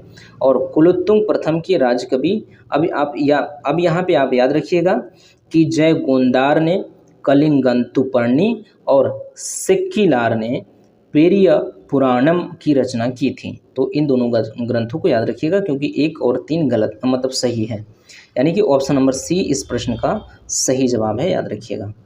बढ़ते हैं अपने अगले प्रश्न की ओर। लास्ट से पीछे का एक प्रश्न है ये। राष्ट्रकूट शासक अमोघ वर्ष के विषय में निम्नलिखित में से कौन सा एक कथन सत्य नहीं है, यानी कि असत्य कथन हमें चुनना है। आपके पास ऑप्शन हैं। ऑप्शन नंबर ए, वह बौद्ध मत का महान संरक्षक था। ऑप्शन नंबर बी, उसने कन्नड़ भाषा में कवि राजमार्ग नामक काव्य ग्रंथ की रचना की थी। ऑप्शन नंबर सी है, अरब यात्री सुलेमान ने उसकी प्रशंसा की है। या फिर ऑप्शन नंबर डी है, इसके दरबार में जीन सेन एवं सक्टायन नामक विद्वानों को संरक्षण प्राप्त था। तो हमें असत्य कथन चुनना है, यानी कि इसमें से कौन सा कथन गलत है। तो हम देखेंगे तो वो बौद्ध मत का संरक्षण था, ये गलत है। गलत होने की वजह से इस प्रश्न का सही जवाब हो जाएगा ऑप्शन नंबर ए। बाकी सारे के सारे कथन सही है, आपको याद करना है तो याद कर सकते हैं, महत्वपूर्ण कथन है। अब हम लोग इस वीडियो के अंतिम प्रश्न और 50वें प्रश्न की ओर आगे बढ़ेंगे। तो ये कहता है कि निम्नलिखित कथनों में से कौन सा युग्म सुमेलित नहीं है। कौन सा युग्म सुमेलित नहीं है अगर हम लोग बात करें तो ऑप्शन नंबर ए है महेंद्र वर्मन शैली अस्तंभ युक्त कक्ष। ऑप्शन नंबर बी है मामल्ल शैली रथ का प्रयोग। ऑप्शन नंबर सी है राज सिंह शैली मंडप का प्रयोग। और ऑप्शन नंबर डी है नंदीन वर्मन शैली अपेक्षाकृत छोटा आकार। तो इसमें से कौन सा सुमेलित नहीं है हमें ढूंढना है, कौन सा सुमेलित नहीं है। तो आप देखेंगे तो ये सुमेलित होगा, ये सुमेलित होगा और ये सुमेलित होगा। सुमेलित जो नहीं है वो ये है सी, यानी कि ऑप्शन नंबर सी इस प्रश्न का सही जवाब होगा। तो ये था हमारा 50 महत्वपूर्ण और हाई लेवल के प्रश्नों की श्रृंखला। तो आप अगर अपने आप को आप चेक कीजिए, आपने चेक किया ही होगा कि आपने कितने प्रश्नों को हल किया। अगर 25, 30, 22, 23 अगर 20 प्लस प्रश्नों को आप सही कर पा रहे हैं खुद से, तो इसका मतलब आप सेव मोड में हैं। 20, 22, 25 इसलिए कह रहे हैं कि जो ये यहाँ पे प्रश्न रखे गए हैं इनका लेवल बहुत ही हाई है।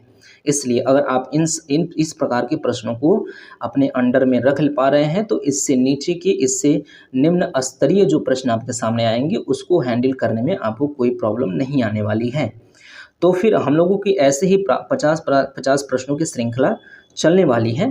तो हम लोग मिलते हैं अगले वीडियो में अगले 50 प्रश्नों को लेकर। तब तक के लिए धन्यवाद।